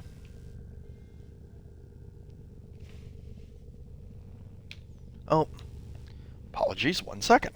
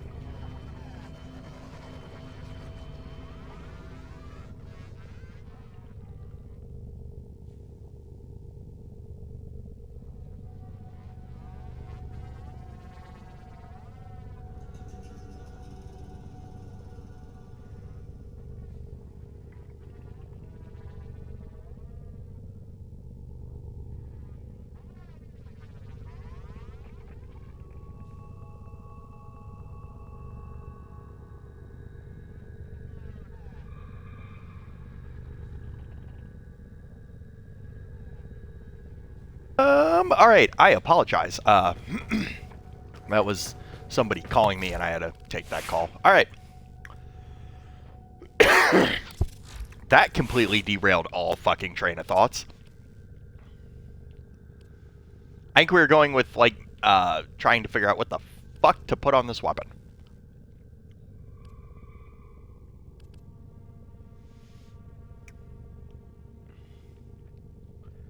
I just, yeah, there's nothing to put on this weapon. Like, there is no...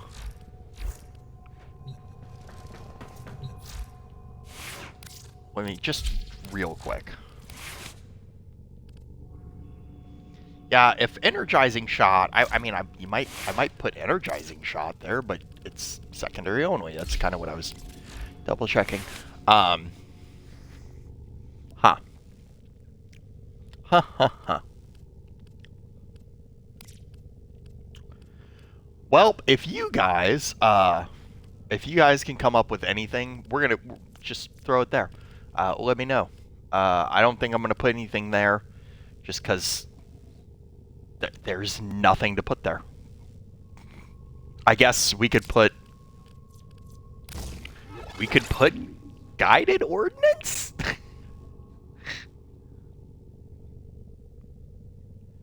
Yeah, let's do that. Woo. More accuracy on hit.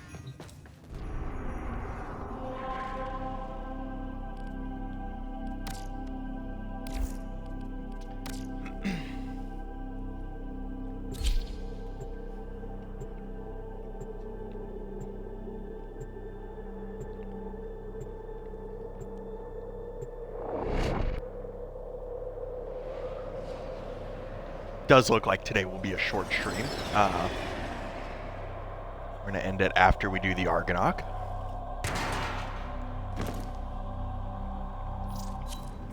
Our position has been compromised. Defend the cargo until reinforcements arrive.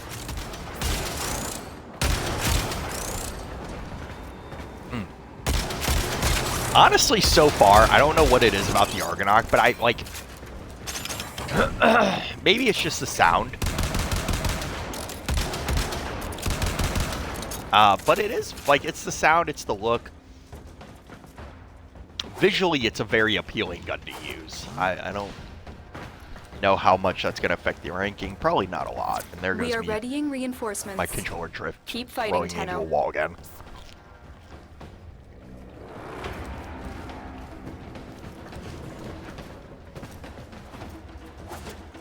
I'm not gonna lie, if it was my right joystick, I probably would have gone out and bought a new controller by now. But the left one drifting forward isn't a huge big deal.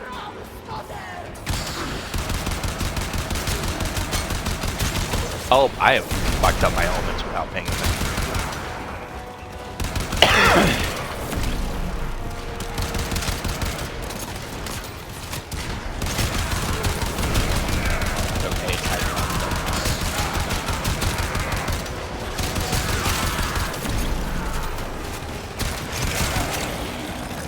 I do still wish they would go back to how gas used to work. For you youngsters, what gas used to do was it would create a gas cloud that inflicted toxin procs on surrounding enemies. And I really wish it still did this. Because toxin damage and the effects toxin have is just a flat better damage proc than gas.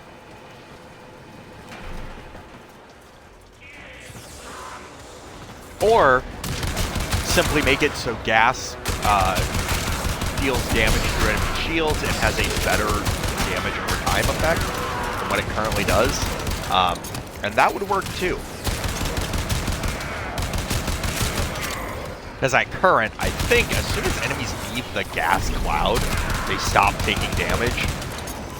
And that was like a big thing about gas before, was like you just did a large damage gas proc and then it would do one, like even if enemies instantly left the gas cloud, you'd already done the damage over time effect, right? It was already too late, didn't matter. And it made gas like pretty nice, especially versus Corpus. Unfortunately, that is not the case. And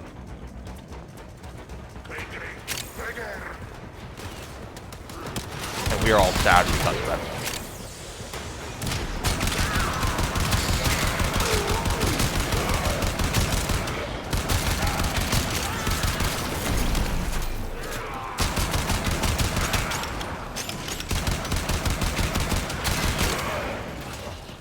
Let's see. Yeah, I think I think DE definitely needs to go through and do another pass over damage types. To just kind of make them that little bit more effective. Because unfortunately,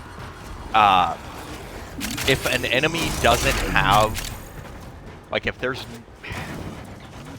a status effect doesn't directly or indirectly increase the damage you do, we don't use it. Like, impact, nobody uses impact. Like, it doesn't increase your damage. It's not considered a valuable damage type. Same thing with radiation. Like, radiation does not increase the amount of damage we do. Nobody really cares about it, right? Frost does not increase the amount of damage we do, or cold, I guess we call it. Cold doesn't increase the amount of damage we do. Like, nobody really cares about it. I think all of these damage types probably need to be looked at and found some way to either directly or indirectly increase your damage type versus one faction or one or all factions or one or all defense types. Like, for instance, on still deciding if I like this Syandana. Still undecided. Like, for instance, versus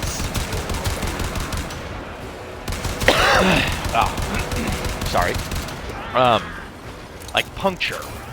Maybe make it so you do, like, per puncture status effect, you do more damage to armored enemies, right? Because, like, for one, that's, like, historically what puncturing has been used for. Like, if you take a look at, like, maces and, like, shit like that, spiked maces especially, there's kind of two ways you got past armor. Was either A, piercing it with such, like, precision and, like, such a large amount of force in such a small area that you just went straight through it, or B, you crushed it and you just hit it with such a blood trauma that such a large area that it crushed under the weight. Fun fact, that's like why medieval knights and shit, like, medieval knights kind of would sometimes go down like complete bitches just because somebody would, like, take a hammer to them. Like, they literally, like, just a fucking actual work hammer could cripple a knight because you would just crush the armor and it would, best case scenario, fucking bruise the shit out of that, like, piece of armor and make it a whole lot harder to maneuver in. Usually what happened is you just fucking shattered the bone underneath that armor, and it did not do anything. Even made, like, the armor, like, impossible to get out of because you crushed it into, like, you crushed the bone out of the way, and where there was bone, there's now just fucking muscle tissue and plate armor fucking in the way. Fucking gruesome. But, like, yeah, back to where the relevance of this is like puncture. Just, hey, like, for every puncture status effect, you do slightly more damage to armored enemies. And this would kind of go with in-universe, because the Corpus weapons are mainly puncture-based, and Corpus fight Grineer, so yeah, it makes sense that they would have weapons that would make them better at fighting Grineer, you know? Just, like, something like that. It doesn't need to be an insane thing. Like, I think since puncture's on most weapons, probably make it so you're doing, like, 25 or 50%. Like, hey, you can have 10 puncture procs, and once you've stacked all 10 of them, maybe each one does 5% more damage. Or nothing insane, just, like, now puncture is a more desirable thing, right? Like, you don't see puncture damage and think, oh, well, it's whatever, you know? And when, like, the opposite thing, shields are, impact damage is really nice versus shields in this game.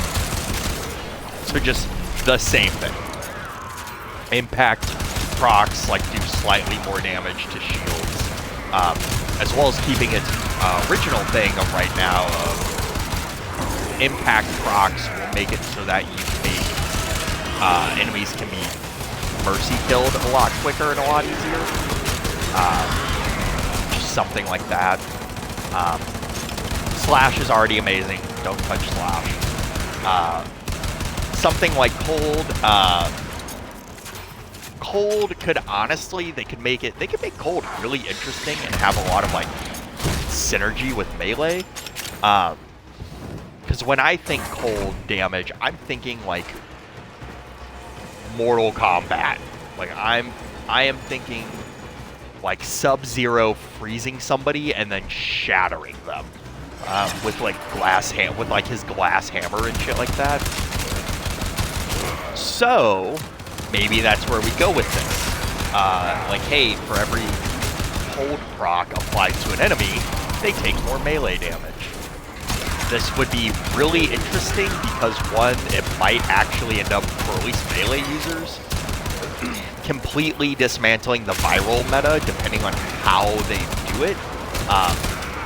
Because if, like, having a maxed out cold proc just does more damage to enemies with melee than, like, viral heat does, you could see some interesting things come about on cold weapons. Like, what does that leave for other elementals?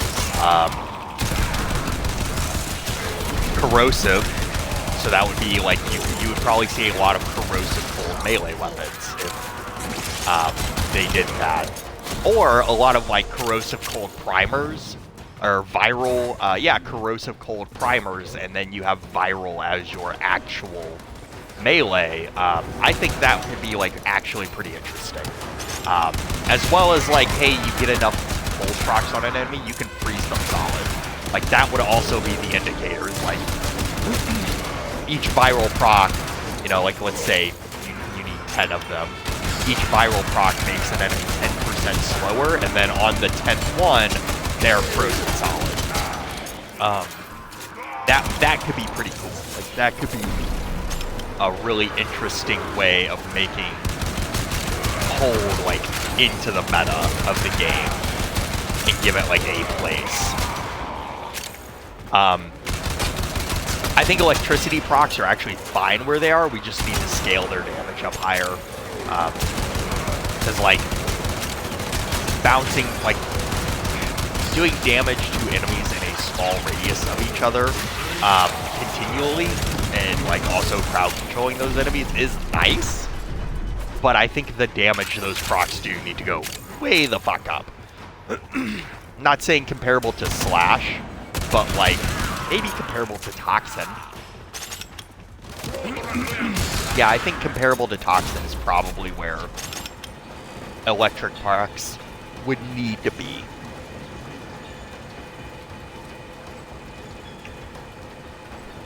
Let's see.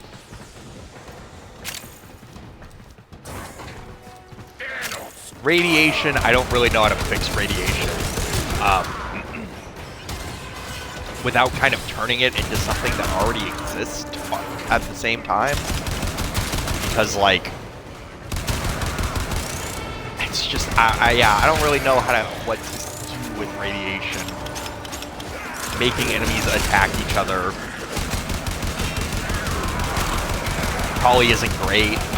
Maybe you could turn it into a support thing, where, like, enemies, because at current, like, enemies who have radiation procs attack each other, and enemies with radiation procs take more damage from other enemies.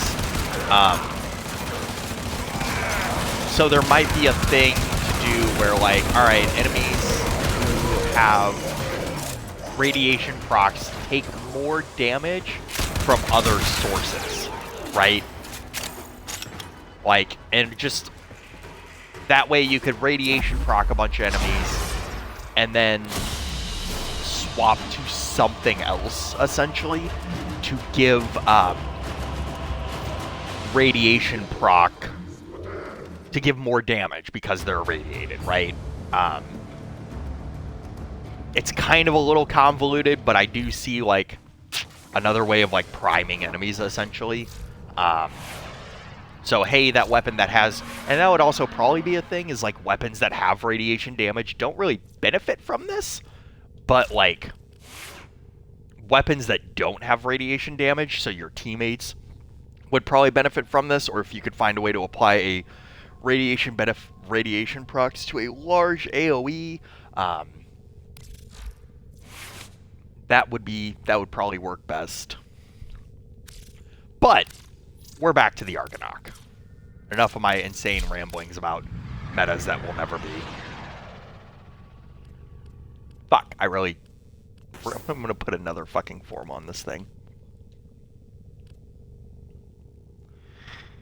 Prime Cryo Rounds is gonna go there. That's gonna go back to giving me viral and heat, which is nice.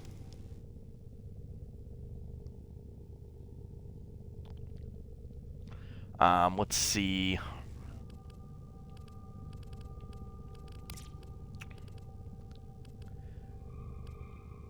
I'm gonna make the call that this build is essentially done.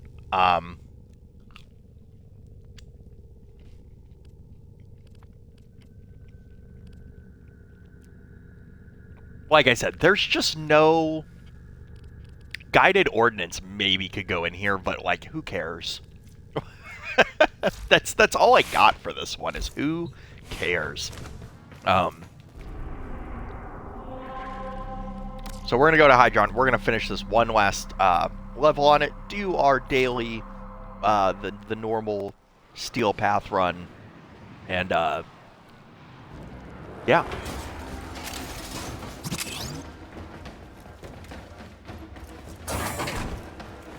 Like I said, we're going to, just a short little stream for now. There might be one later in the day. There will definitely be one tomorrow, unless I forget.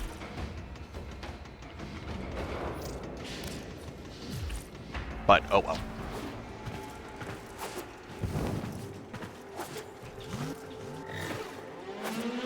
Reinforcements are inbound. Hey, Hold the fucker, you line. started early. Why? Fucking MR8 probably don't know better.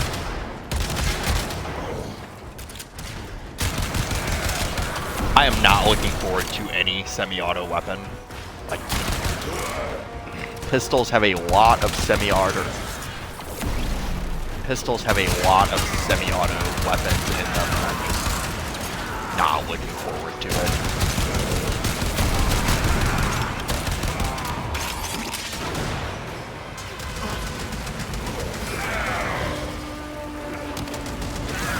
I'm just letting him know it's an MR fodder gun. Not a good gun.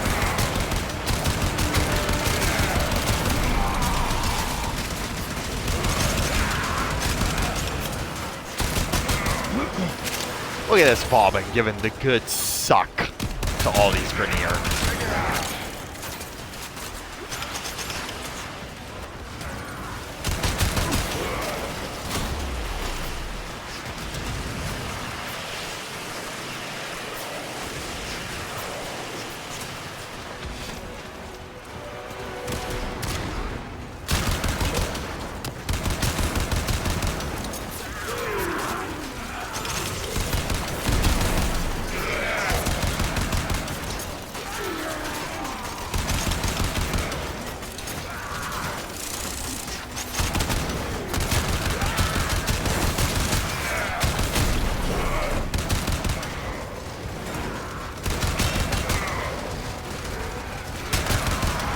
Honestly, I don't know if that's good for the Argonaut. I don't think or for the Ambassador. I kind of farmed one.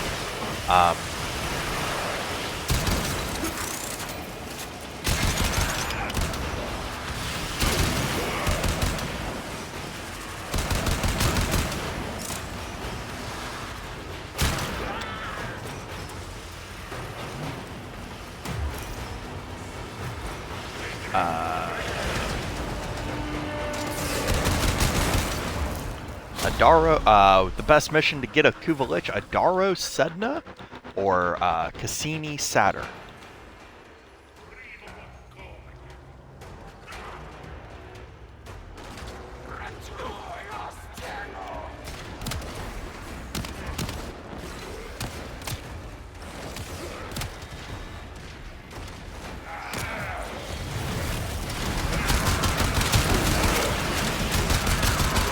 Guys, on a side note, I don't have very good hopes for this weapon's chances at steel path.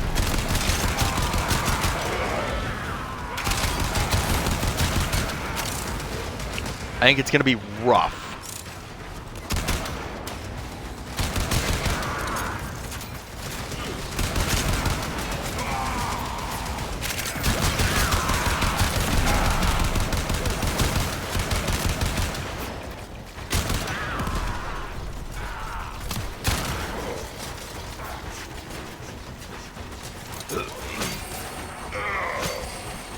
Go ahead and pick up these stars for no reason.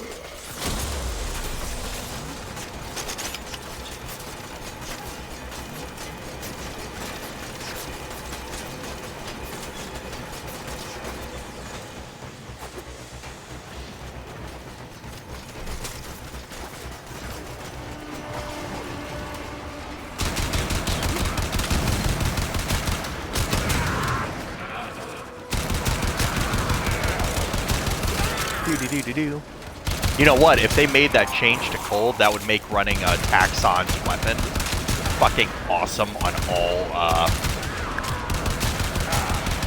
melee builds. Like Taxon would become like the go-to sentinel for melee runs, or at least his weapon, because it's like what it does is apply cold status procs. That's all it fucking does.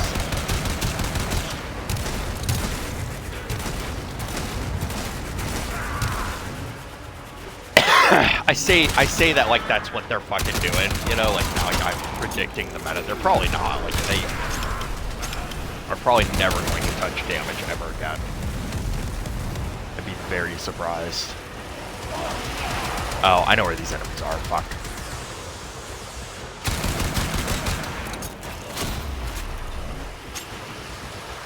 But we can dream.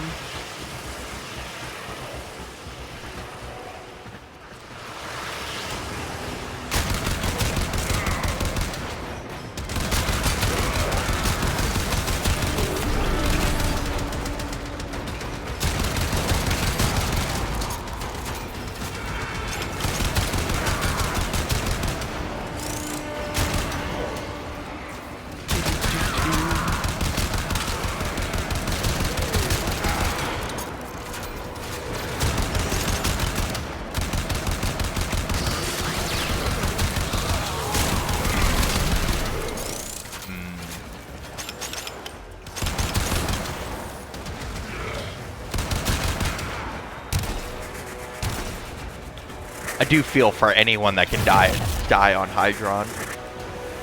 It's impressive.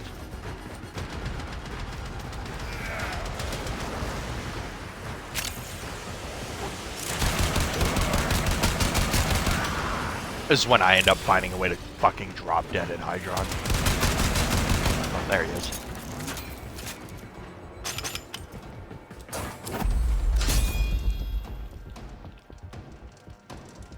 That's upsetting.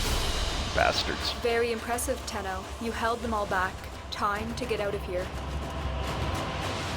Oh well.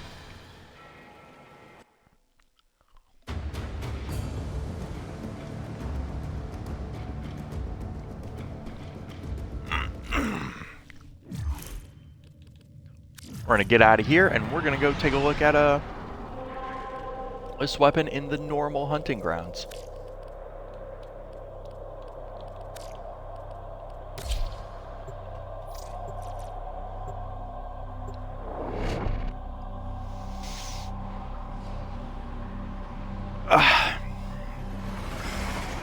Because I think by the time I finish this mission, this gun will be maxed. The art of combat must be practiced to truly master the canvas of war. Oh yeah, look at that. No, sorry.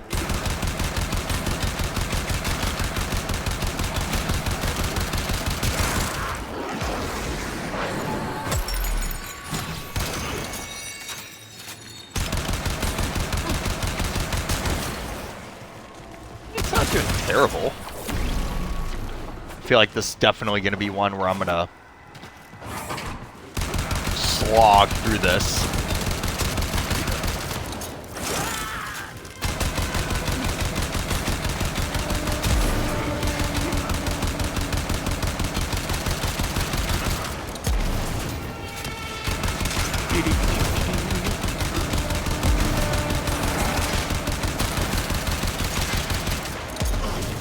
By the time I am done with this, I will never want to do another mission on fucking Setna ever again.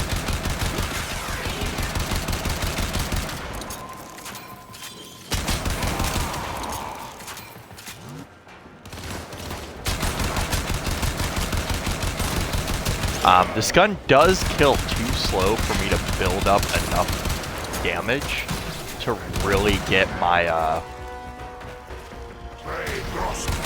secondary or arcane primary merciless going.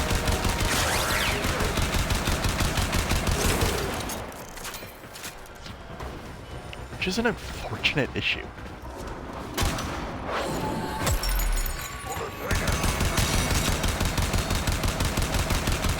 Like I said, any gun where I have to sit there and like pick my targets based off how much health they have, definitely not a good gun.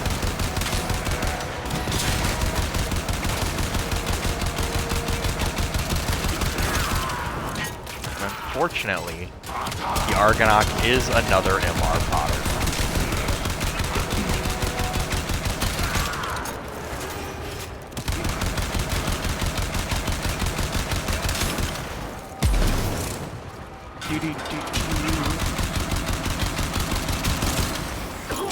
I do wonder, like, just out of curiosity, like, at what point in this mission do I just, like, would you guys just like me to abort and give a rating, right? Like, if I, because at this point, like, of course, 25 enemies in, it's pretty, like, clear how the gun operates, you know? But is there a reason why people would want me to keep going?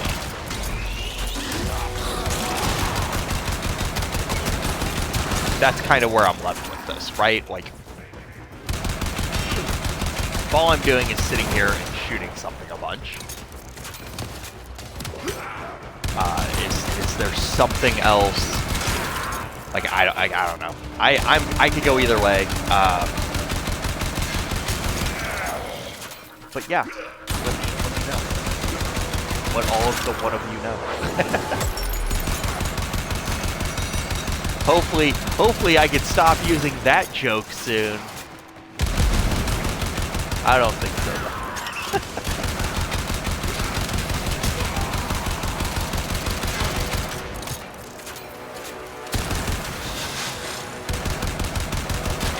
Yeah, that is something we just gotta, like, think of. You know? At what point do we throw in the towel?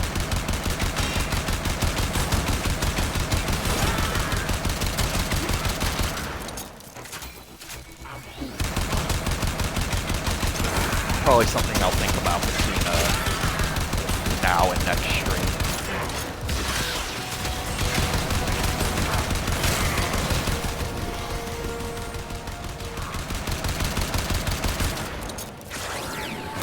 Because I mean, like, I don't know. The more I think about it, the more I lean myself into deciding that it's probably best to just, like, save everyone from this.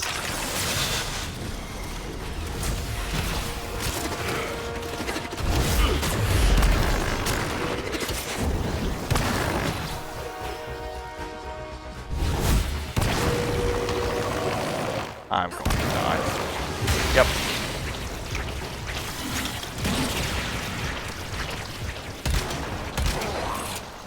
I think with that, I am going to abort and give this gun my rating.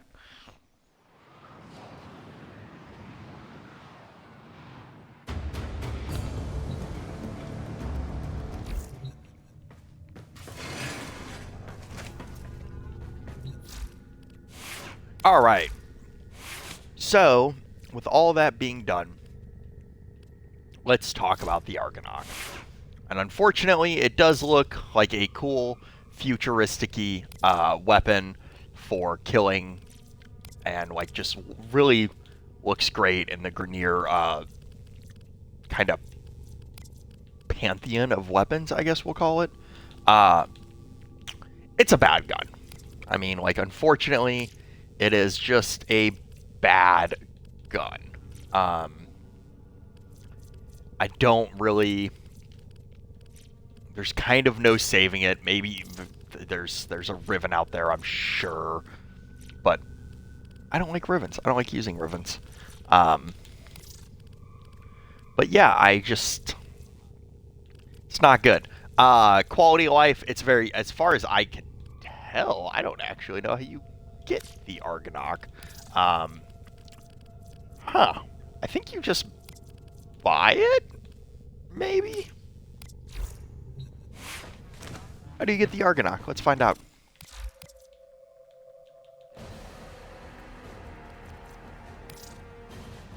It is an MR7 weapon that you get from the Chem Lab, which means it does cost a Forma and 5 detonite injectors. But this isn't a good weapon. Like, for the problem I have with a weapon like this is, like, the Bratton Prime exists. And I think the Bratton Prime is a similar entry level.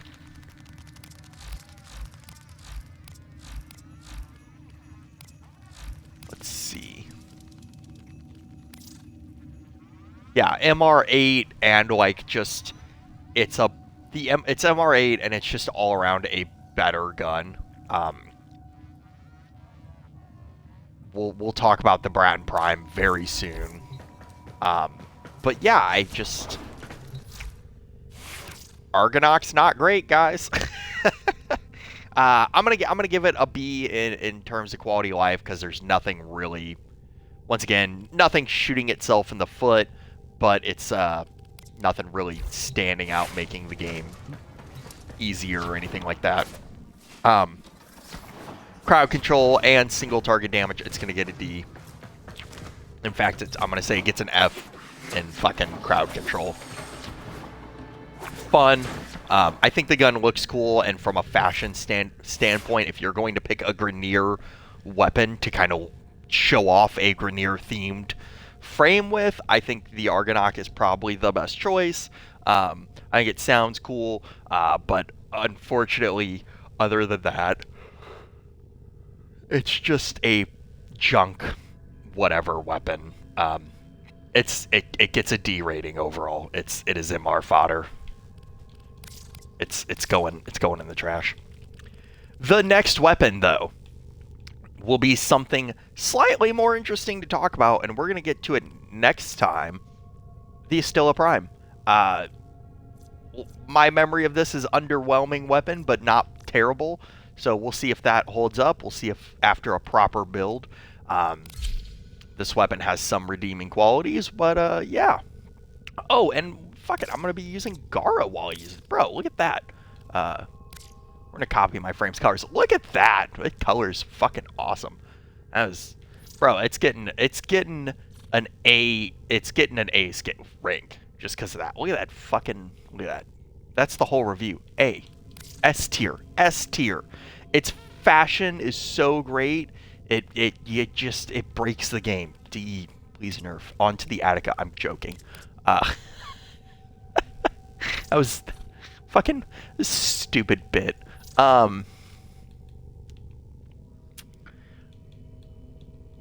hell. It's a stupid bit. Oh, that's a janky Riven for that. I guess you're building that for the crit, huh?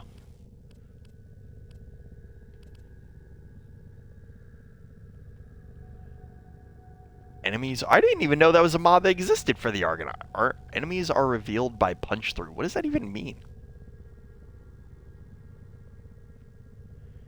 +3 punch through damage from daggers reduces enemy armor. But yeah, I forgot that mod existed on the Argonaut. It is of no real concern. But yeah, that's gonna be it for this. Shoutouts. Shout out once again, Scatter Gem, the only person watching. Shout out to DE for making the game. Shout out to Microsoft for providing, not providing. Shout out to Microsoft for creating the Xbox Series X that I play this on. Shout out to the Sun. Shout out to the Sun for giving us life and skin cancer. Fucking the real MVP, the Sun. And shout out to fucking, I don't know. Shout out to cats. Shout out to cats. Cats are cool. Be nice to kitties. All right. I'll see you guys later.